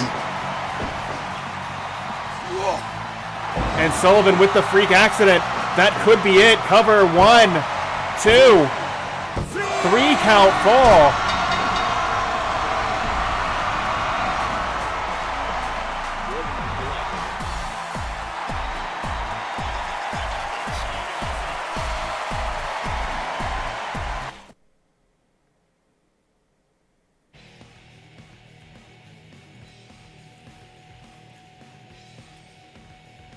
And Sullivan getting 3 eliminations against the team of Shinjo, Blake, and James.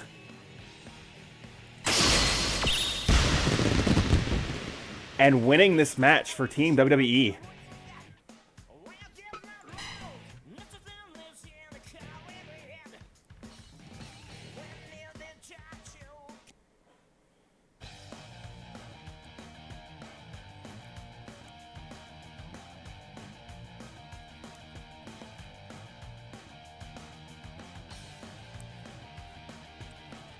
Was a good match.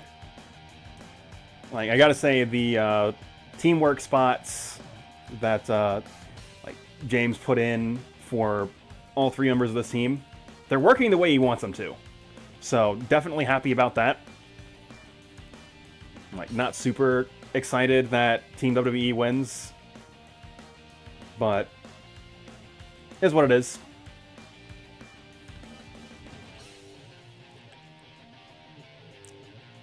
But let's see here.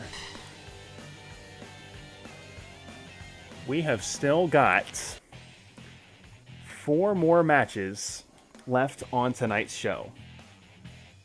Of course, the semi-main event, the Mag.Lo Open Challenge. You know now his opponent is going to be Hollywood Hulk Hogan.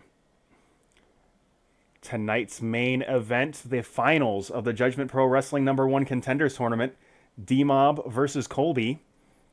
Of course, the winner of that match will advance to take on A-Man of Judgment Pro Wrestling. Their reigning champion for, I believe, the past 15 weeks. That will certainly be an interesting contest on the Judgment Pro Wrestling special event in 2 weeks. But before we get to that, we have got 2 more contests prepared for you guys tonight.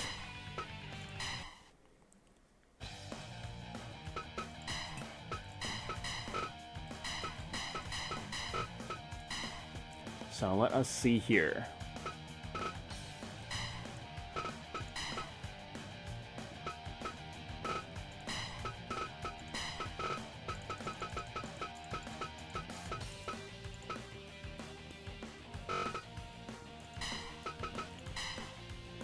Of course, you saw both of these members of Judgment Pro Wrestling make their debut in the last several weeks. Kurt London and Shawn Satchwell.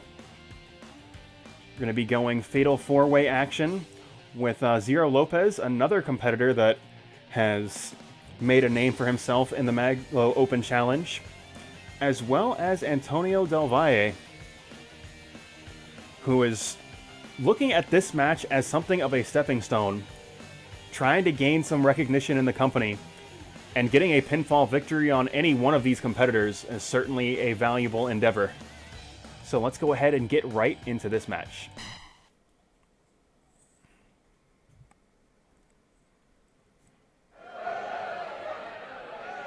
Fight!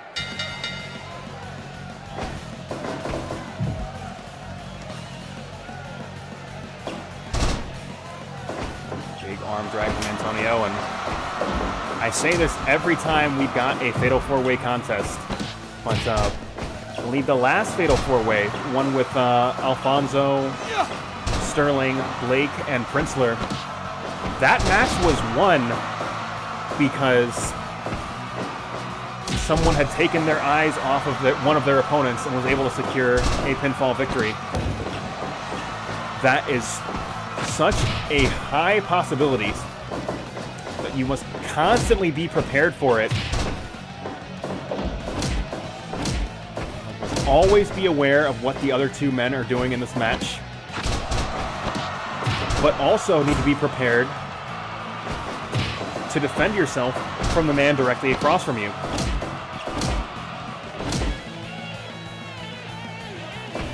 I'd say Satchwell possibly finding himself slightly out of his element, in the sense that the other 3 competitors in this contest, certainly more athletic, certainly more a flashy,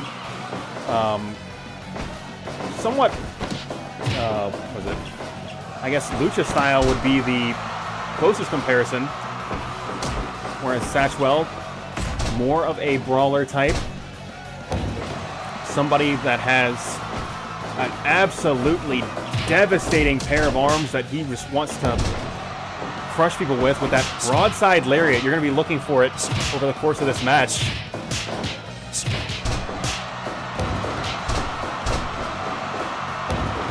Big double stomp from Kurt London. Massive wheel kick there, and Kurt London is on a roll here. Yeah. As he's avoiding contact from nearly everyone and getting a hand on all 3 of his opponents over the course of this match.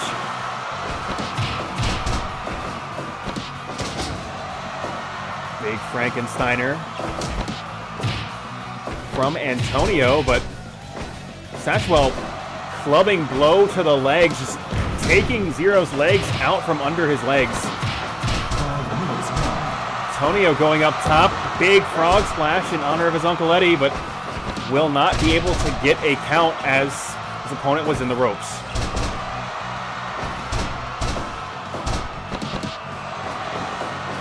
Give up. Satchwell sliding lariat. As I said, he's got those sledgehammer-like left and right hands. You're going to be seeing a lot of that from Satchwell. Calls himself the swashbuckler. And he's just an absolutely devastating striker. Big 450 splash from Zero Lopez, but oh my God, that broadside lariat there does connect as he steps through and gets a 2 count. Possibly would have been 3 had Mario not been checking for the submission of Zero Lopez. And it looks like we've got a little bit of intercompany rivalry here, as Zero and Antonio battling it out, and Satchwell and London battling it out on opposite corners of the ring. Looks like all four of these competitors are trying to make this into two separate singles matches. Against Jerry here. And two absolutely devastating clubbing blows. And okay, it looks like now it may be time for all four members to switch dance partners, but no. Satchwell once again is going after Kurt London. 1, 2. Possibly a little bit of resentment that Satchwell has not had an opportunity to have a singles debut yet on Blake's House Television, where London's was hugely successful. Sliced bread number 2, Kurt London connecting with the greatest maneuver since sliced bread. Give up. And Antonio asking Mario to come and check for the submission. Certainly going to get a lot more mileage out of that than Harada. Goes that big wheel kick, but doesn't quite find its mark. 10 minutes left. And now a standing Shiranui from Antonio as he kicks Satchwell's legs out from under his legs. Count 2. A lot of confidence from these wrestlers. And broadside lariat from Satchwell, but in the chaos, unable to capitalize. 2, 3. And Antonio just allowing Zero to take the pinfall, but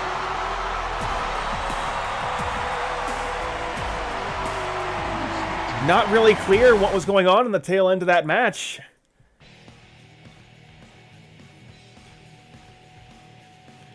But if there was any question about the legitimacy of Satchwell as a competitor, that has to be struck out. As I said, Kurt London had a hugely successful singles debut. Satchwell has not yet had that opportunity. You will see him in singles action on the JPW special, but he wanted to put the people on notice that he is just as dangerous a competitor, if not more so, than all three other men in this ring tonight.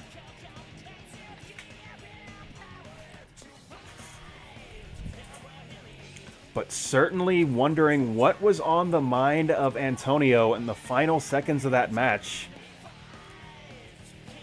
as he seemed to be completely uninterested in continuing that match further.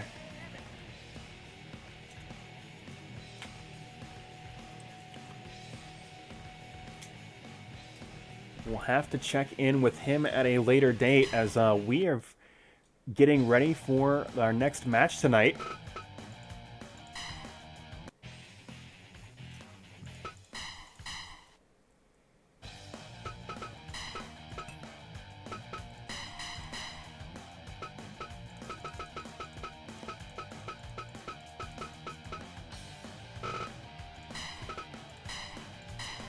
And I need to make sure that elimination is off, because otherwise this will be a huge problem.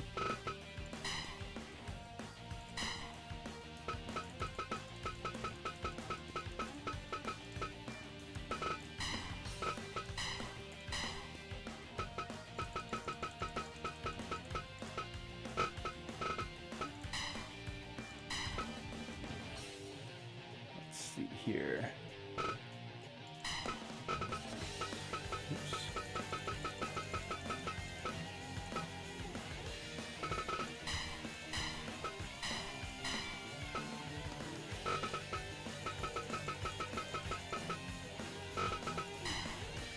And we have got some 8-man tag action prepared for you guys this evening.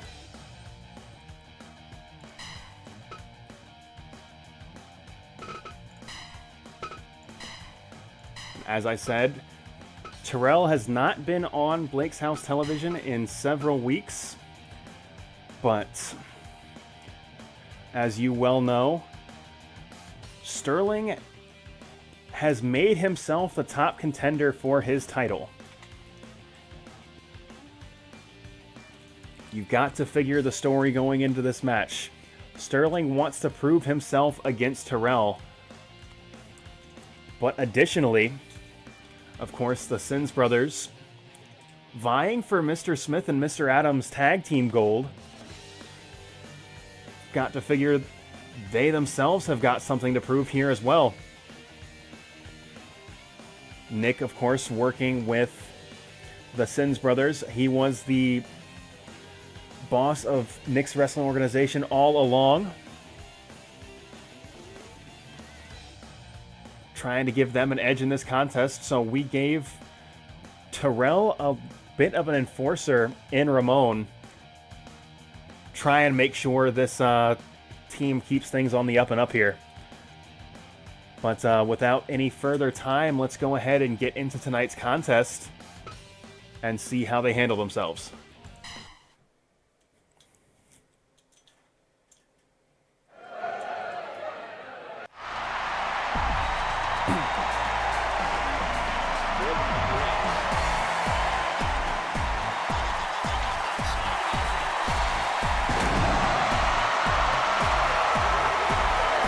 Sterling deeply unconcerned with who he's tagging with.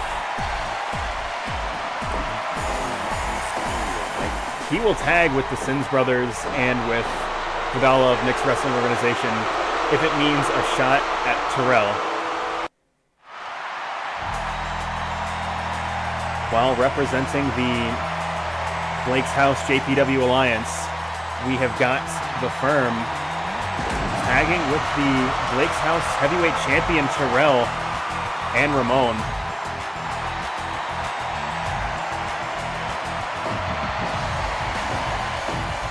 But maybe there's a little bit of ring rust on Terrell, as we have not seen him on television in several weeks, not since he won the heavyweight title. But we are going to have to wait just a little bit longer, as we are starting out with the Firm going up against the Sins brothers. Big clubbing blow to the back from Mr. Adams.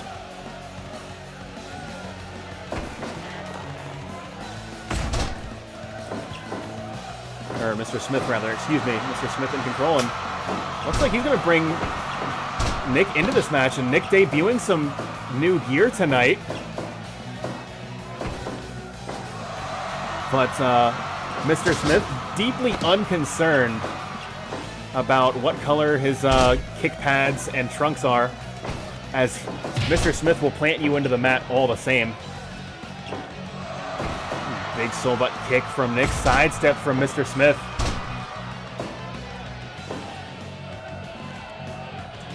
Mr. Smith going into that orange Gatorade corner, bringing Ramon into this contest. And big drop toe hold here. And Nick already a little bit shaken up. Nick going to bring Dean Sins into this contest now. And big roll up out of nowhere, but Ramon powering out of that pinning predicament. Big hip throw here.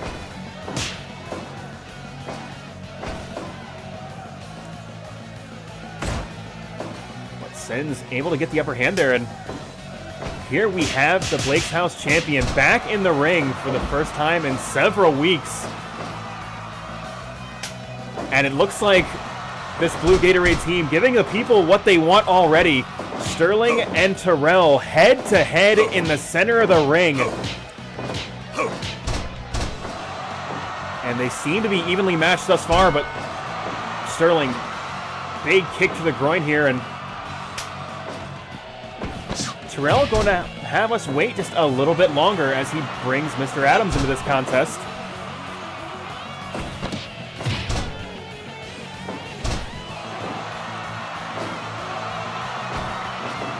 You can see just the level of disrespect from Sterling, planting Mr. Adams into that orange Gatorade turnbuckle right in front of the entire opposing team.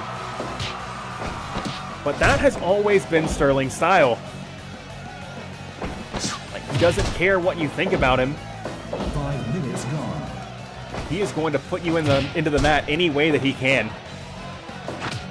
big kick to the back from Mr. Adams.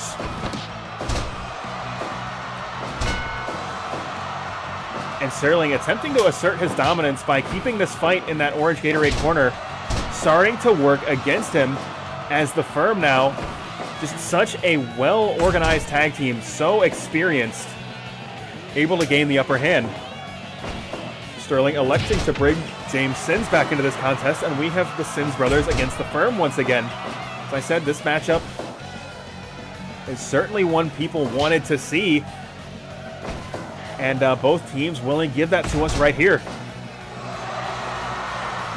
James Sins stretching Mr. Smith out here. A bit of a miscue from Mr. Smith, but it does take the fight away from that blue Gatorade corner. But James Sins shutting down that improvised tag team offense that Ramon and Mr. Smith attempted to orchestrate there. He's going to take more than that to take down a seasoned tag team veteran in James Sins.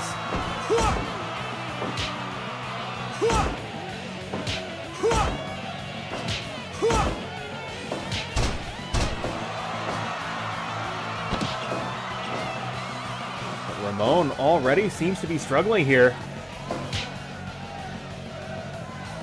He has been so hot and cold in this Blake's House wrestling ring. He will have moments where he is just absolutely unstoppable, but then just weeks later, just exactly the opposite. You don't know what Ramon you're going to get, it seems. And it's a little bit unclear exactly what Ramon we're getting right now tonight, but big double drop kick from Ramon and Terrell here. As Dean Sins shooting Terrell into that corner turnbuckle.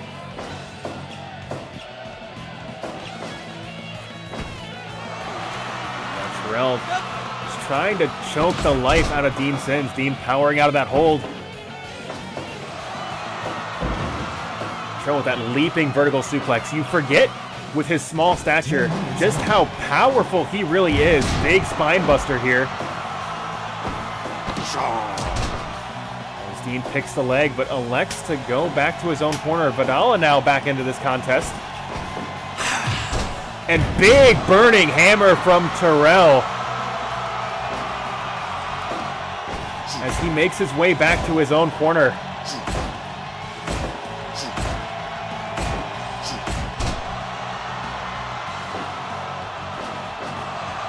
Vadala cover, but Mr. Adams able to get a foot on the bottom rope. Now Mr. Adams going back to his own corner. Terrell back into this match.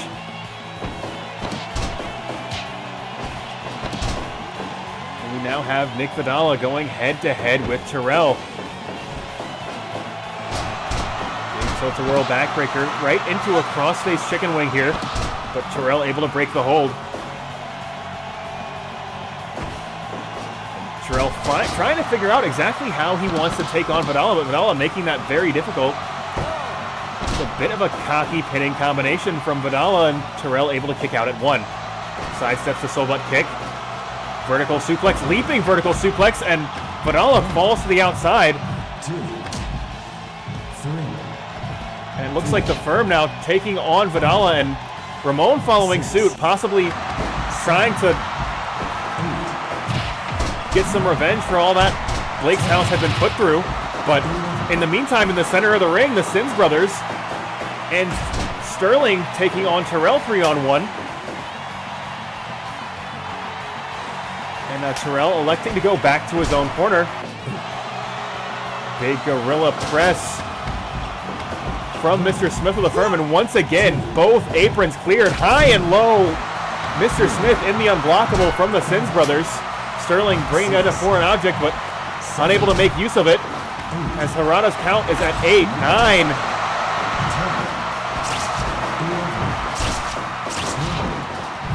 And Sterling 2-on-1 on the outside right now.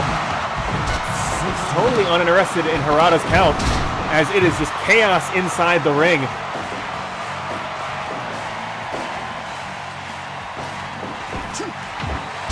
Mr. Smith with a big headbutt and going back to his own corner, bringing Ramon into this contest.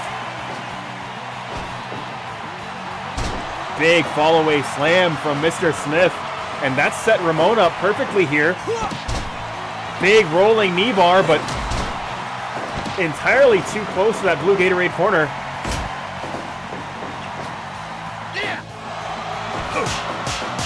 And Sterling connecting with the 100 hands. As Nick locks on that crossface chicken wing, Terrell able to break the holdup, and once again, both aprons completely cleared out. Harada seems entirely uninterested in keeping order in this match, electing to let all 8 competitors just go to war with one another.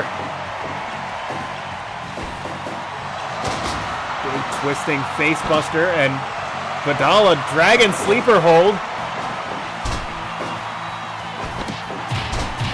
And Terrell powering out of that 3-on-1 disadvantage. That is the kind of heart that made him your heavyweight champion.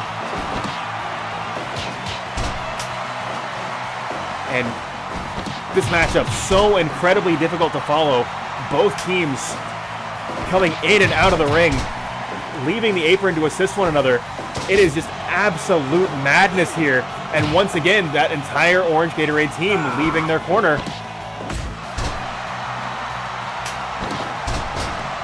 And big flying armbar. The Sins brothers getting a little bit cheeky here. But Terrell and Mr. Smith, STO and suplex, just absolutely crushing James Sins there.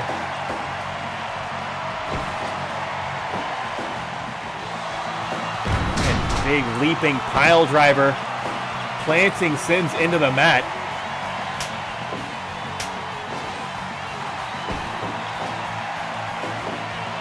The Sins brothers delivering an STO and suplex of their own. But now Dean Sins has Mr. Adams to contend with here.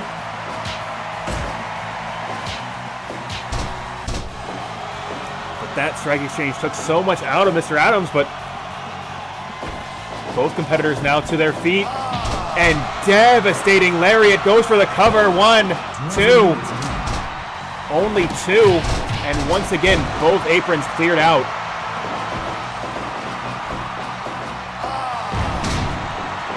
Massive slam from Mr. Adams. And once again running the ropes. Goes for that lariat once again, but does not find its mark. Mr. Adams bringing Terrell back into this contest. Both of them going for lariats, but Mr. Adams finding it first. Dean Sins now bringing Nick Vadala into this match.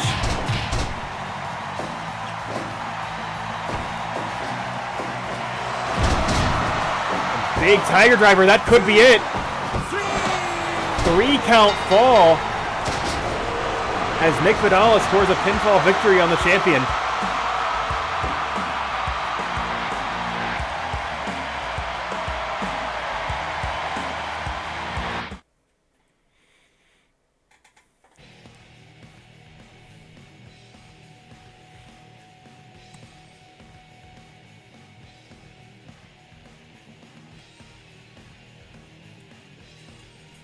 And Vadala protecting the interests of his Knicks Wrestling Organization teammates, scoring a victory in that match for his team.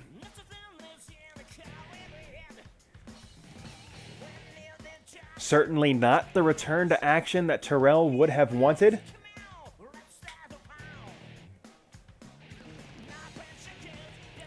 But fortunately, in his case, that was not a one-on-one match for the title. He's still got a little bit of time to get back into shape before he's got to contend with the vultures that are that Blake's House Judgment Pro Wrestling locker room. But let us hope that he finds his stride soon, as certainly Sterling is not the only one vying for that title. And yeah, I do gotta agree. That match was much better than it was evaluated. I feel like Dave does not appreciate matches going to the outside, like all the chaos, quite as much as we did as a viewing audience. But It was an entertaining match to watch. For sure.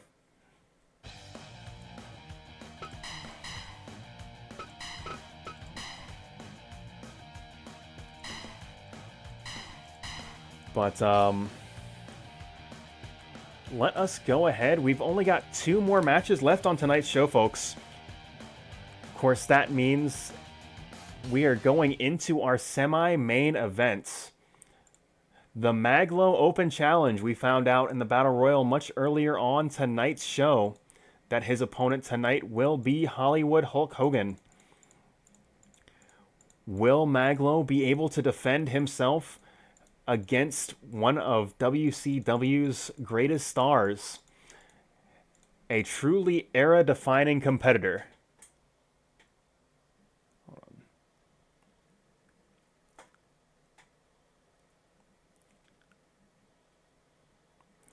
Let me see here.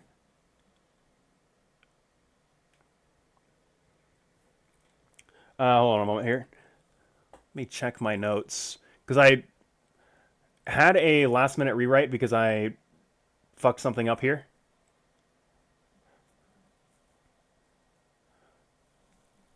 I see what I've done. I see what happened wrong.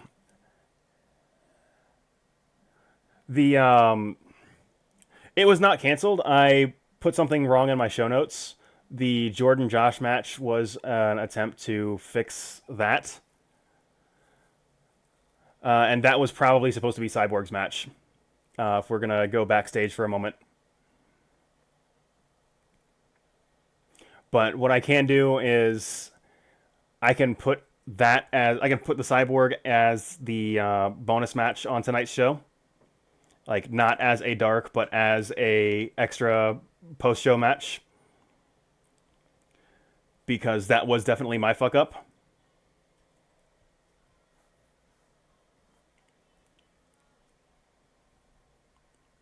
Alright. So, you have heard it here, folks. We are going to have a bonus match tonight after tonight's main event, so do stick around for that. But right now, we have got to see if Mag.Lo is able to defend himself and the Blake's House Judgment Pro Wrestling Alliance against Hollywood Hulk Hogan.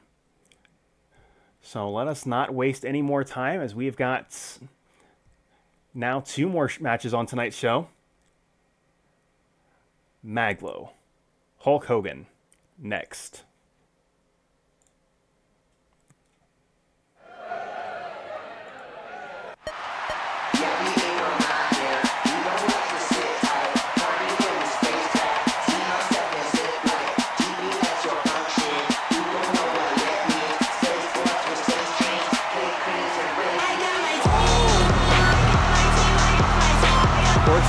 Find the theme of Mag.Lo team and more at maglo.bandcamp.com. As Mag.Lo makes his way to the ring to defend Blake's House Wrestling.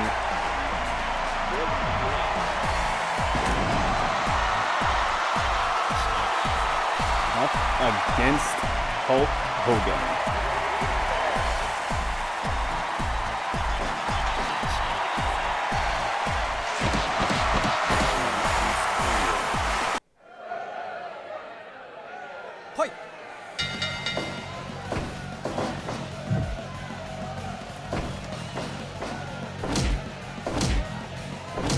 Hogan starting out strong with repeated shoulder blocks. You saw just how resilient Hogan was in the Battle Royal earlier tonight. It is going to take so much for Mag.Lo to put Hogan away. The Undertaker tried with several choke slams and was not able to get the job done. Does Mag.Lo have what it takes?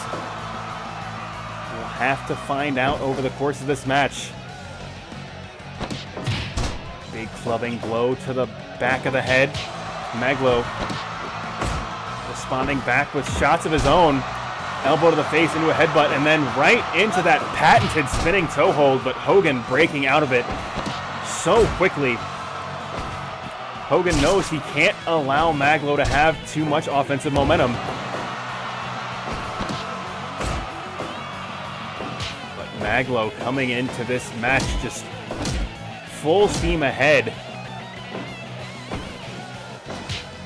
He must have seen the Battle Royal. He knows exactly what Hogan is capable of.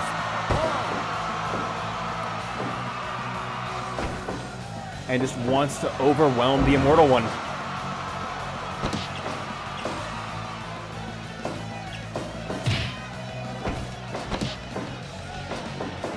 Mag.Lo now with the airplane spin, going for those fan favorite maneuvers early here. He knows just how important it is to get the crowd on your side up against an era-defining competitor that is Hollywood Hulk Hogan.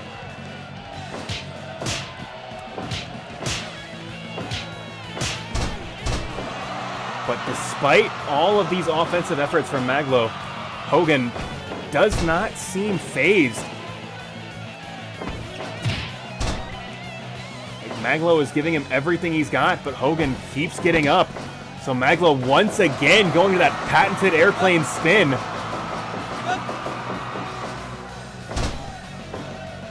But Hogan immediately to his feet. But there, the clothesline from Bretton Woods. That's going to be the first reality check for Hogan in this contest, but Hogan able to kick out at 2.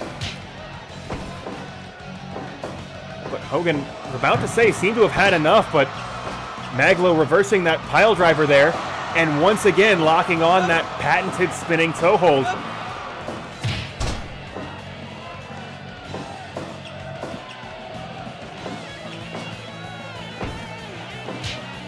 Hogan now repeated punches to the face as he pushes Mag.Lo back with every shot. Mag.Lo dazed after those repeated strikes. Big boot to the back of the head. And that could be the momentum shift that Hogan needs, but a clothesline from Bretton Woods once again shutting him down. And Mag.Lo locking on that half crab, just trying to take the legs out from under Hogan's legs. Big elbow to face from Mag.Lo, but Hogan shooting Mag.Lo into the ropes and clubbing blow as Hogan's starting to power up here. Big back body drop from Hogan and a guillotine across the throat of Mag.Lo. But Mag.Lo scrambling to his feet, so Hogan attempting to put him back onto the mat, as it's clearly going to take more than one to put Mag.Lo away. And once again, another atomic leg drop. 1, 2. And that was nearly enough. 2 leg drops, nearly putting Mag.Lo away. Big diving elbow and Hogan rolling out of the way. Mag.Lo is in trouble here. But another clothesline from Bretton Woods. Mag.Lo seems to have the answers anytime Hogan tries to change the questions. And a big Saito suplex.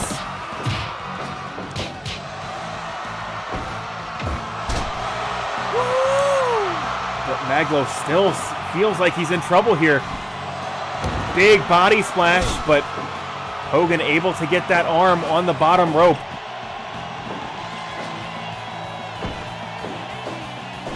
Hogan once again, those repeated shoulder blocks. Trying to take that power away from Mag.Lo and stalling. Big vertical suplex. Mag.Lo somehow stays in the ring here. But Mag.Lo certainly in trouble. Big double arm DDT. And Mag.Lo, big body splash, springboard off that second rope. But Hogan once again able to get a hand on the rope and another guillotine across the chest, but Mag.Lo to his feet. He's not done, folks. And a big chop to the chest. Mag.Lo setting up that Mag.Lo driver. Goes for the cover. 1, 2. No. It's still not enough to put Hogan away. Just how much more is Mag.Lo going to have to do to take Hulk Hogan out of this match? Another springboard body press. 1, 2. And that still wasn't enough. Clothesline from Bretton Woods, and Mag.Lo, he's reaching for moves I've never seen before. Springboard body splash off the top rope this time. But Hogan to his feet first. And now both competitors slugging it out in the center of the ring.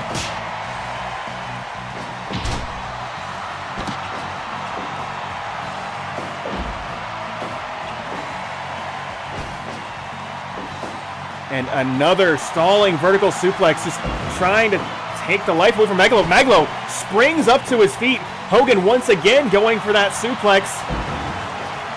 Lifts and drops him to the mat. Big body slam from Hogan. But Mag.Lo once again, Mag.Lo driver. But Mag.Lo took so much out of him. Is he going to be able to cover? He is. Cover, 1, 2. Still, Hogan has it in him to kick out. Mag.Lo now. As I said, he is reaching for moves I have never seen him use before. And Hogan is kicking out of all of them.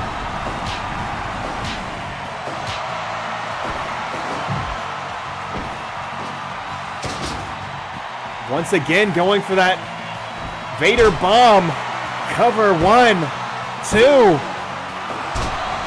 Still not enough.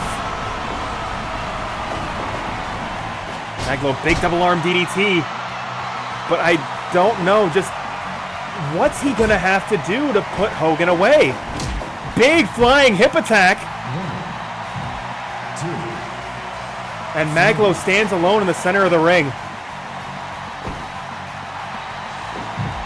Hogan now putting Mag.Lo into the ropes and repeated chops to the chest. And Hogan getting fired up again. Mag.Lo once again, airplane spin.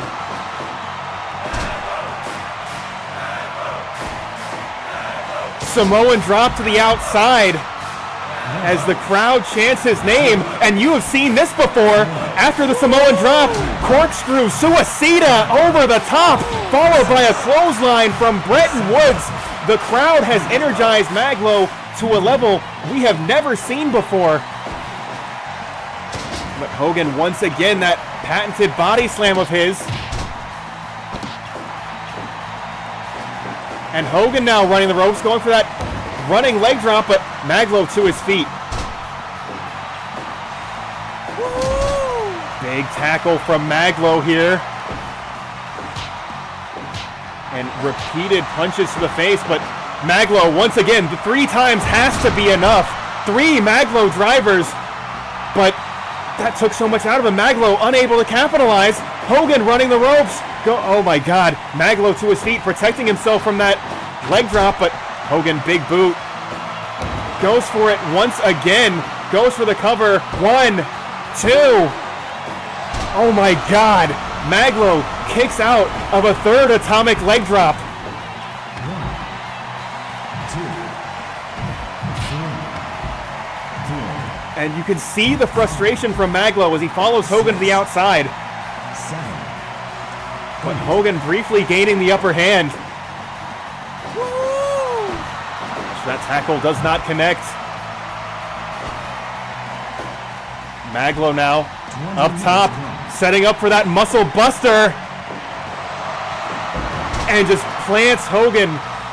Goes for the cover. That has to be it. 1, 2, 3 count. Fall.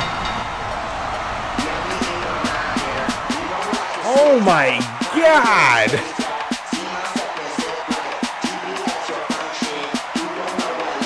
Mag.Lo said, fuck racism, fuck Hulk Hogan.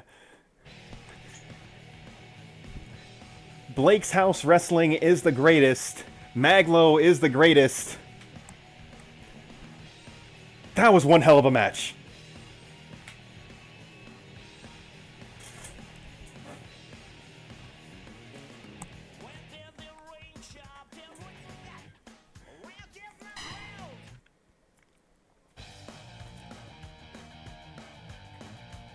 I was extremely worried with that with that third leg drop. Like, I was sure Mag.Lo was done, but god damn, that match was a lot. Also, Peach, I saw you drop into the chat during the match. Appreciate you stopping by. I don't like to break character during matches, but I want to say what up while you're here. Man, I do not envy COLBY and D-Mob for having to go on after that match. Of course, we have got the #1 Contenders tournament for the JPW Championship. Let us go ahead and take a look at the bracket. See how we got here.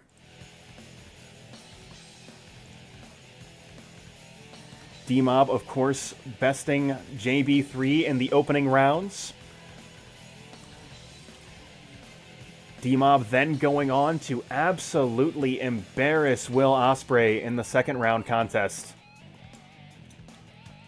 And taking on Josh Perlman in the semifinals. Perlman, of course, a tag team specialist. It was a surprise he got as far as he had, but his run was cut short by the man that embodies money, power, and respect in D-Mob. If we look at the bottom of the bracket, of course, COLBY beating Ryan Perlman in the first round, and then Mr. Adams in the second, taking out 2 tag team specialists. But the Mr. Adams match in particular, if you go back and watch any of the matches from this tournament, that is one that you are going to want to put a spotlight on, as that was an absolute slugfest, and it came down to lariat versus lariat. COLBY's was just a little bit more effective. He was able to hit his mark when he needed to advance through Mr. Adams.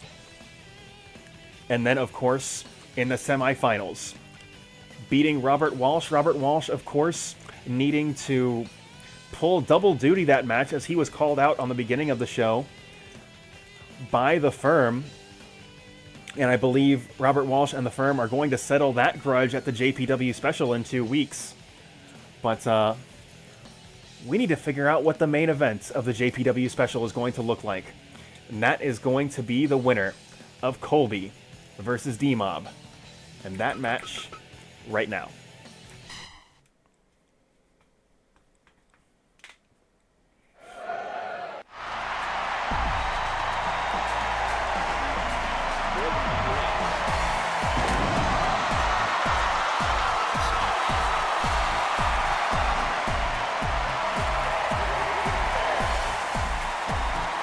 D-Mob now making his way to the ring.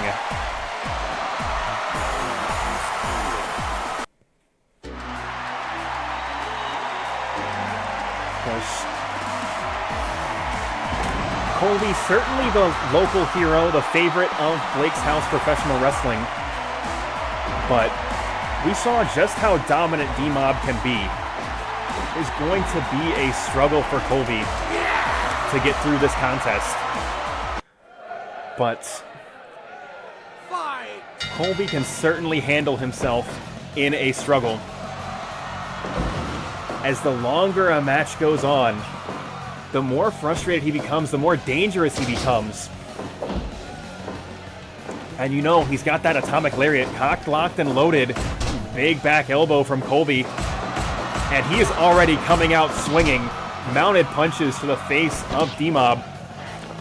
But D-Mob using that wrestling background, trying to grind COLBY down here. If I had to guess, the power advantage has to go to D-Mob. And possibly technique as well. D-Mob is, of course, a very accomplished wrestler. But just in terms of heart and willingness to brawl, D-Mob is going to struggle going up against COLBY here tonight. Shoots D-Mob into the ropes. Big boot blocked by D-Mob. D-Mob has certainly seen COLBY wrestle before.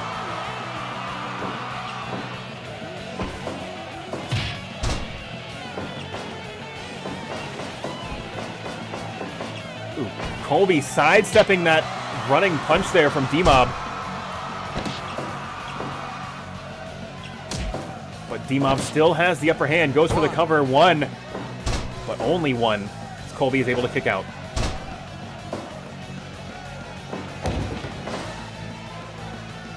Big elbow right to the jaw, and then D-Mob sidestepping that lariat and kicking COLBY in the back. Just adding injury to insult there, and then once again trying to grind him down with that headlock. And both competitors just slugging it out in the center of the ring. You would not want to get into a slugfest with COLBY. That is a contest you are going to lose. COLBY lifting his knee, burying it right in the chest of D-Mob.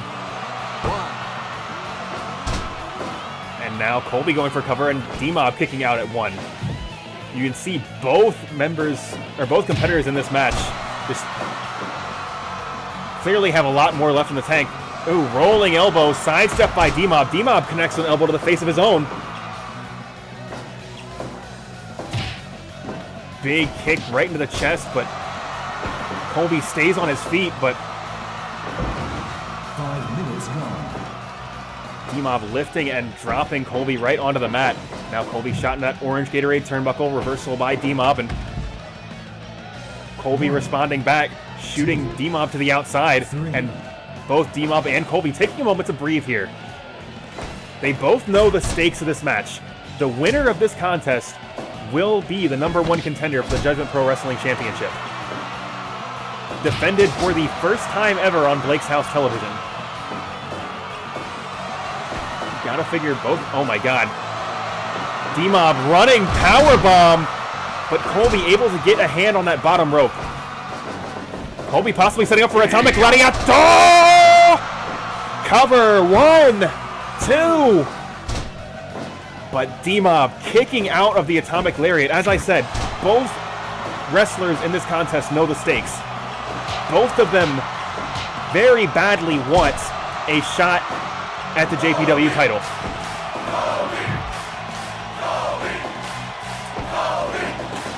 And now it's D-Mob running the ropes, and precision haymaker right in the face as D-Mob goes up top. Big diving leg drop, just crushing the throat of COLBY, but COLBY energized by the fans here, seemingly unfazed by that diving leg drop here. But D-Mob just wild throws of those heavy right hands. Ooh, thinks better than to dive off the top rope there. Maybe see something he doesn't like out of COLBY, but this running powerbomb center of the ring. COLBY has nowhere to reach for the ropes. He's got to kick out of this all on his own, and he is barely able to do so. 2.9, getting his shoulder up at the last possible moment, and a prime opportunity, that Atomic Gladiator! But even then, the Atomic Lariat from COLBY, that sure killing blow, still not enough to put D-Mob away. And D-Mob, big enziguri. But the hometown crowd certainly behind him. Running the ropes once again, possibly going for it. Letting it go! Cover. 1, 2. No. Goes for another, but D-Mob has it scouted. And D-Mob slamming him to the mat once, twice, 3 times into the mat. Goes for the cover. 1, 2, 3 count fall. And D-Mob is your #1 contender for the Judgment Pro Wrestling Championship.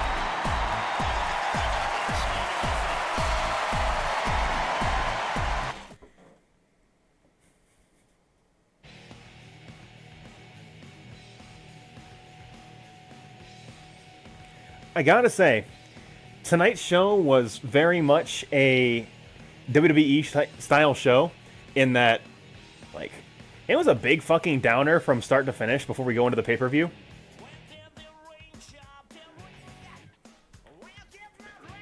But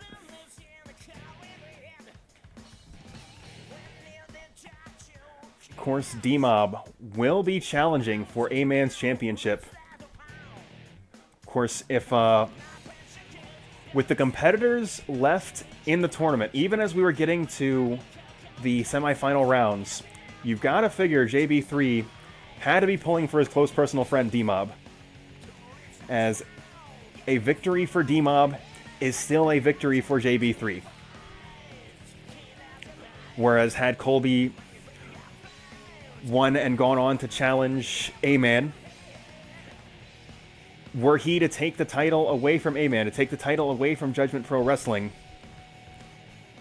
that would certainly be a blemish on JB3 as the manager of that stable. But with D-Mob, that championship is guaranteed to be in-house.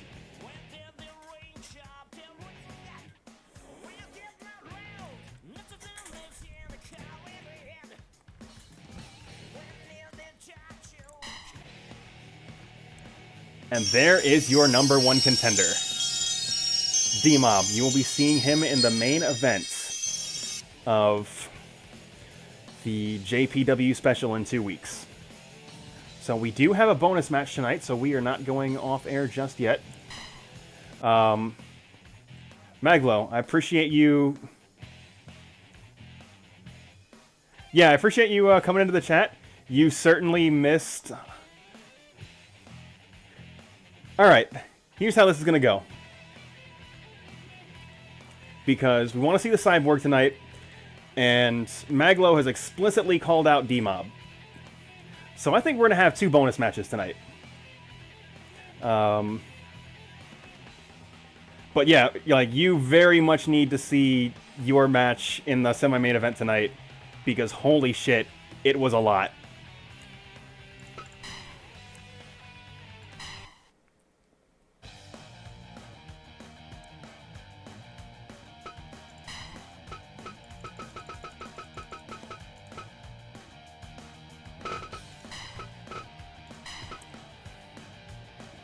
Let me see here.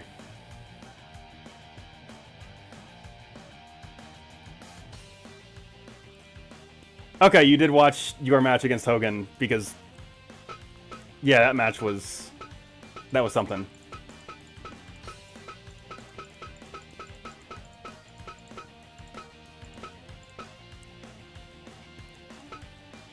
And you know what?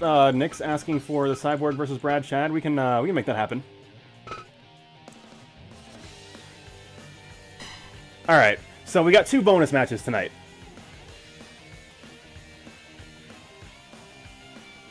You know what? Yeah, we'll leave it here.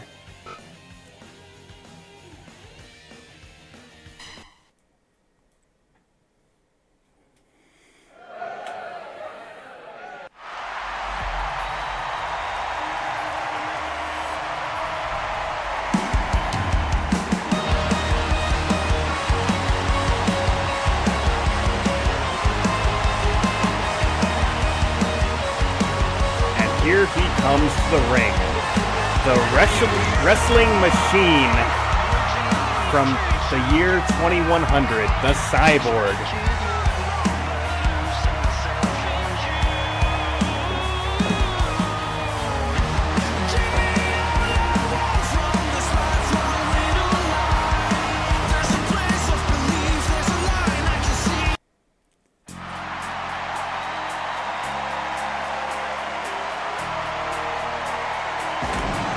Going up against the self-proclaimed best in the world, Brad Chad.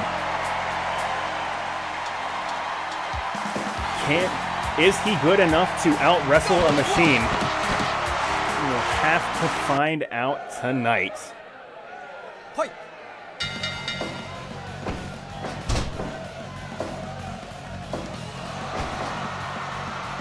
You can already see those glowing red eyes of the Cyborg. Target locked on as he goes after Brad Chad.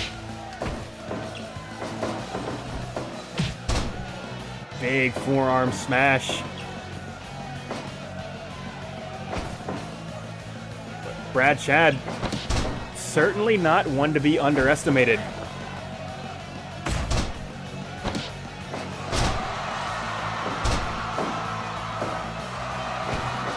As while he he may be overselling his ability and claiming that he is the best in the world, he is certainly an extremely proficient technical wrestler.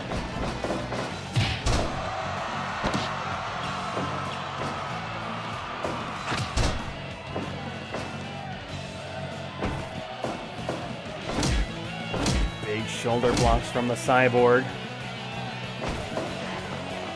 But Brad Chad still undeterred. Total control here. And has that 3-on-1 double arm bar and leg lock here. But the Cyborg just powering out of it. As I said, he is a wrestling machine. Ooh, big backslide from Brad Chad, but Cyborg able to kick out.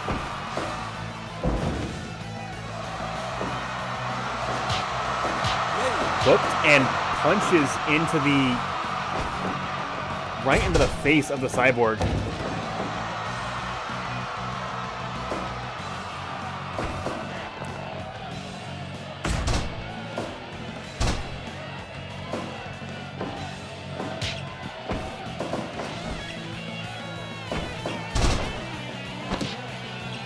Big arm drag here.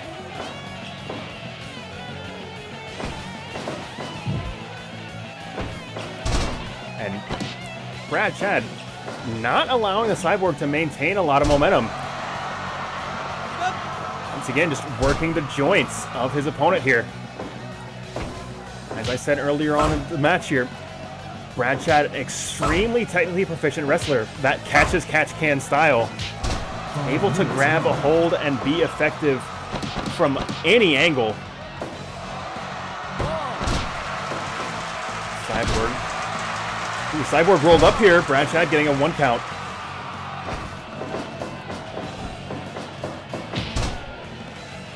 But Cyborg has him scouted, just powering through. And then delivering that massive swing, planting Brad Chad back into the ring. Big repeated elbows into a cutter. But Brad Chad to his feet immediately. And once again continues that targeted offense, going after the actuators in the Cyborg's joints.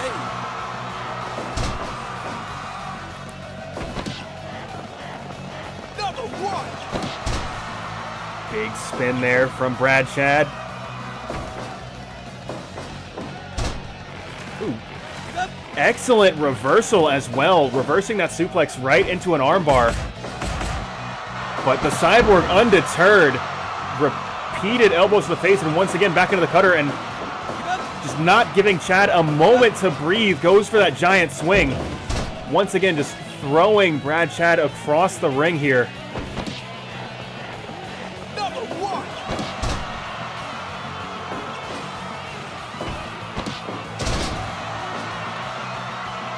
Cyborg, a cutter, and once again that guillotine to the back of the neck.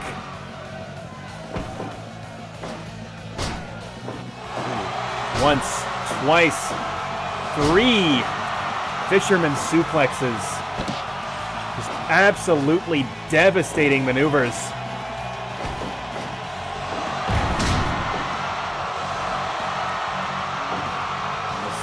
That being said, Brad Chad weathering the storm here. He has taken everything the Cyborg's got and got back to his feet.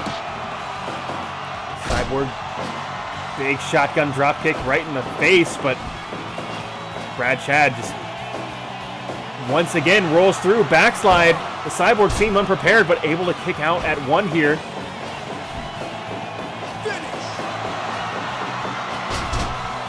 And big spinning backbreaker from Brad Chad. Going up top, goes to that frog splash, but the Cyborg able to roll out of the way, and the Cyborg hitting his mark with that twisting dive off the top. And twice for good measure. Like I said, this wrestler is a machine.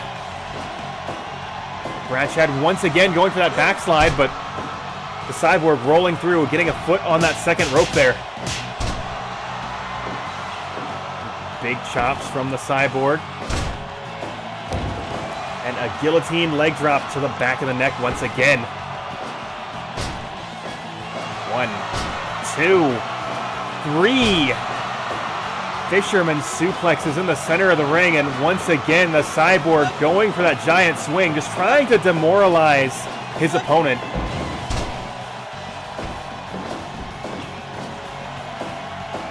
Chad once again going for that backslide, but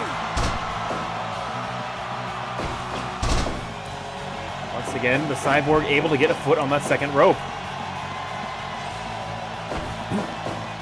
Big dragon screw leg whip as Brad Chad once again resumes an assault on the joints of the Cyborg.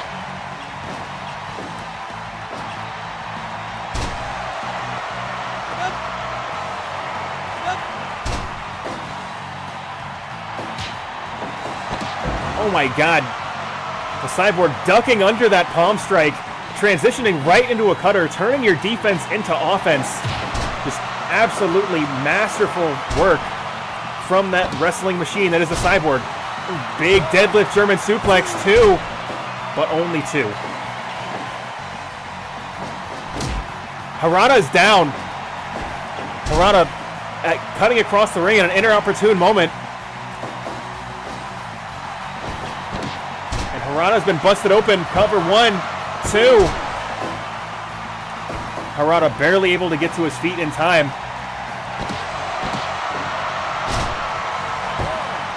I believe that is the hold that the Cyborg calls the time warp.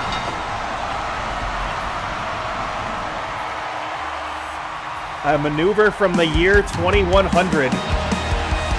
Planting Brad Chad right into the mat.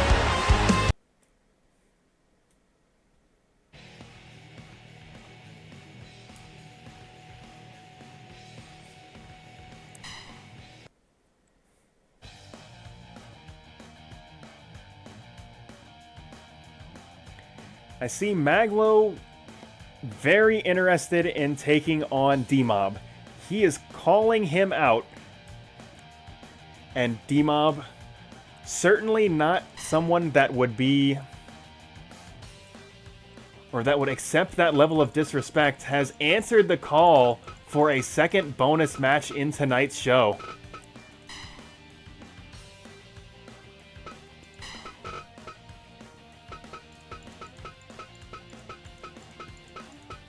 D-Mob, of course, still the #1 contender for the Judgment Pro Wrestling title. That is not going to change.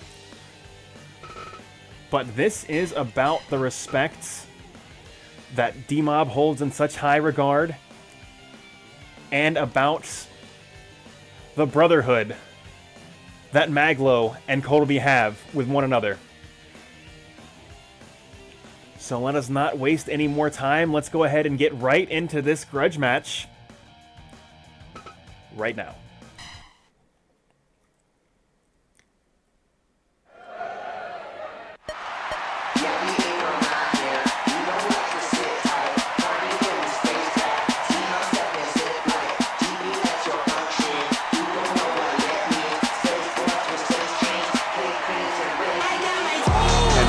Walking out for the second time tonight to his theme music team that can be purchased at maglo.bandcamp.com.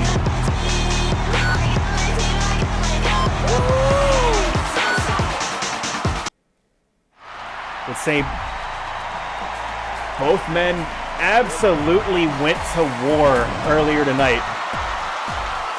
While D-Mob's match was the shorter of the two matches, that atomic lariat from COLBY cannot be understated. The power that man holds in that sledgehammer-like hands is absolutely devastating.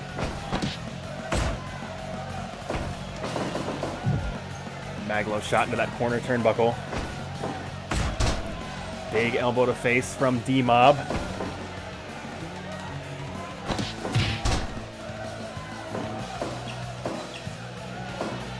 Glowing. It looks like this being both competitors' second match, it's already showing neither of them being quite as aggressive at the start here.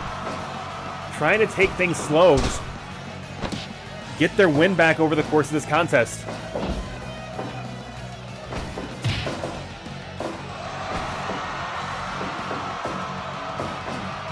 Big suplex counter from D-Mob.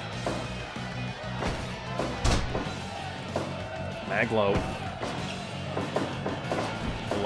Up shooting him into the ropes. And just absolutely picture-perfect throw from D-Mob. Slamming Mag.Lo into the mat. Mag.Lo possibly going for that patented spinning toe hold, but D-Mob has it well scouted. Big body slam from D-Mob. Or to D-Mob, rather. Mag.Lo going for the cover, but D-Mob kicking out. Oh my god, Enziguri right to the back of the neck.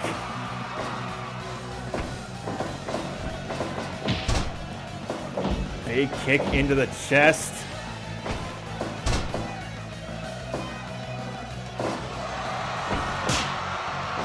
And Mag.Lo and D-Mob now slugging it out.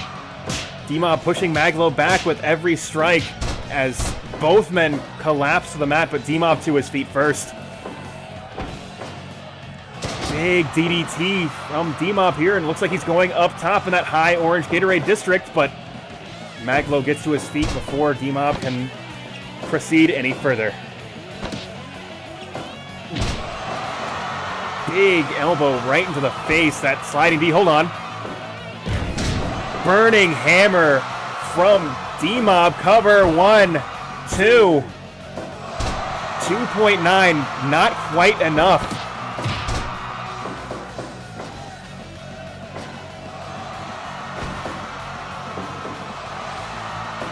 And D-Mob in total control right now. Mag.Lo.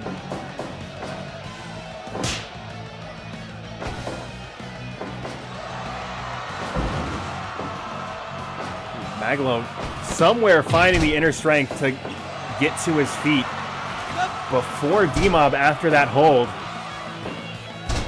Sidestepping the Enziguri. And big headbutt from Mag.Lo, and Mag.Lo now trying to slow D-Mob down. D-Mob has been in total control over the course of this match.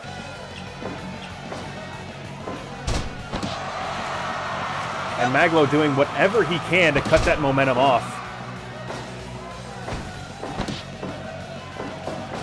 Big airplane spin from Mag.Lo, and that is sure to get the crowd fired up as the hometown crowd starts to cheer him on, but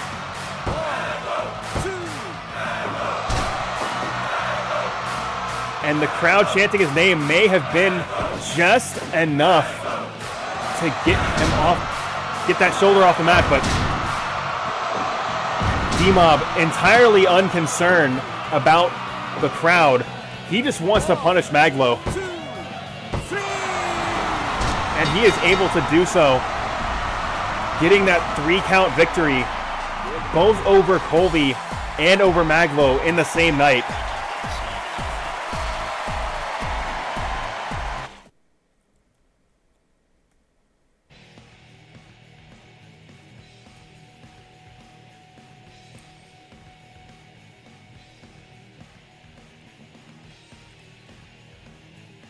All right, so we're already 12 matches into a 10-match card. I'm not going to give you guys D-Mob tonight, but clearly the Blake's House locker room has beef with D-Mob.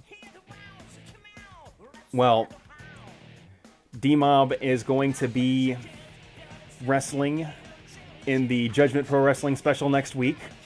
That title match is guaranteed. But what happens to D-Mob after the Judgment Pro Wrestling special? He has certainly got a bullseye on his back from the Blake's House locker room. So I mentioned in 2 weeks several times on tonight's show as we start to wind down a little bit here. I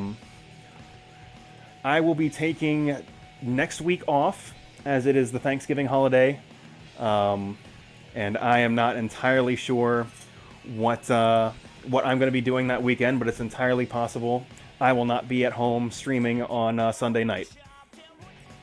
So we will go ahead and run the Judgment Pro Wrestling special, the JPW title defended on Blake's House TV for the first time ever, first time, historic, first time on that program, as well as featuring a lot of the JPW talent on that particular program. But, believe that is going to conclude tonight's show. Actually, before I go off air, I am going to go ahead and rerun the intro because COLBY is very rarely here hanging out in the chat, and I can go ahead and run that video package while he's hanging out here. And then I can shoot the shit with you guys for another minute or two, and then I'm going to go off air for real. But yeah, let me go ahead and rerun the intro video,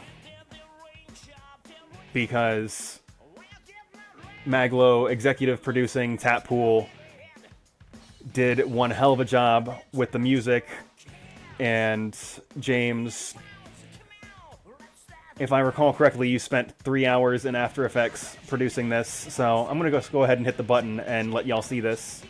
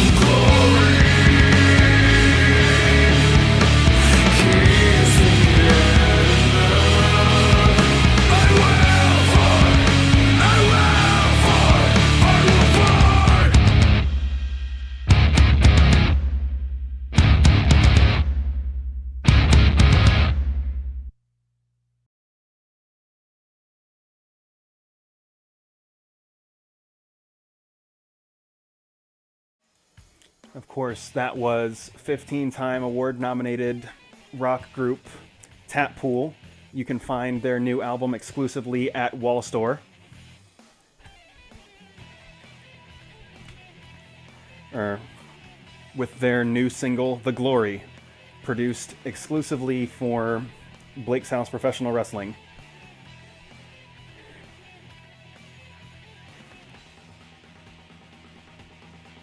But, yeah, I believe that is going to conclude tonight's show. I'm going to see if anybody else is streaming something tonight, so I can go ahead and feel good about myself for raiding them, and then you guys can stop watching, I think is how raids work on Twitch.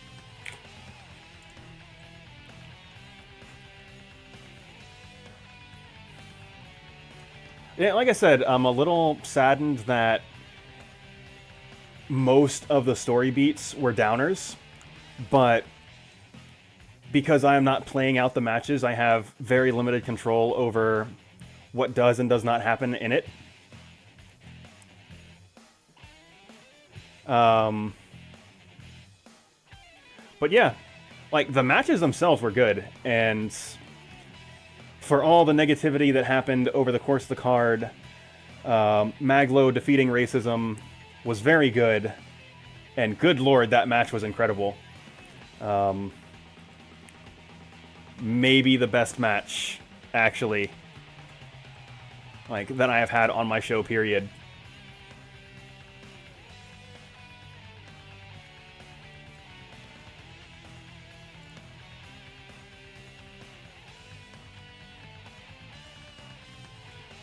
Yeah, like, there are mods that can make it so, like, the person that you want to win can't be pinned or submitted, but I do think that some of the fun is, alright, well, now I've got to figure out what the new direction for the story is, so, like, now I'm gonna start improvising based on that.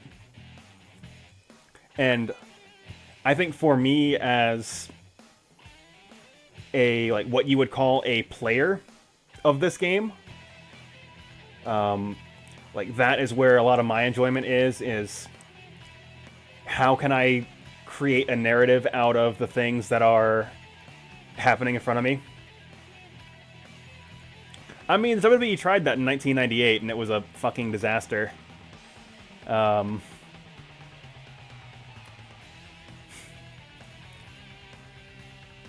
But, alright, well, I appreciate you guys stopping by. As always, with the exception of next week specifically, we do this every 7:30 p.m. Eastern Time on Sunday nights. We've got Blake's House Wrestling.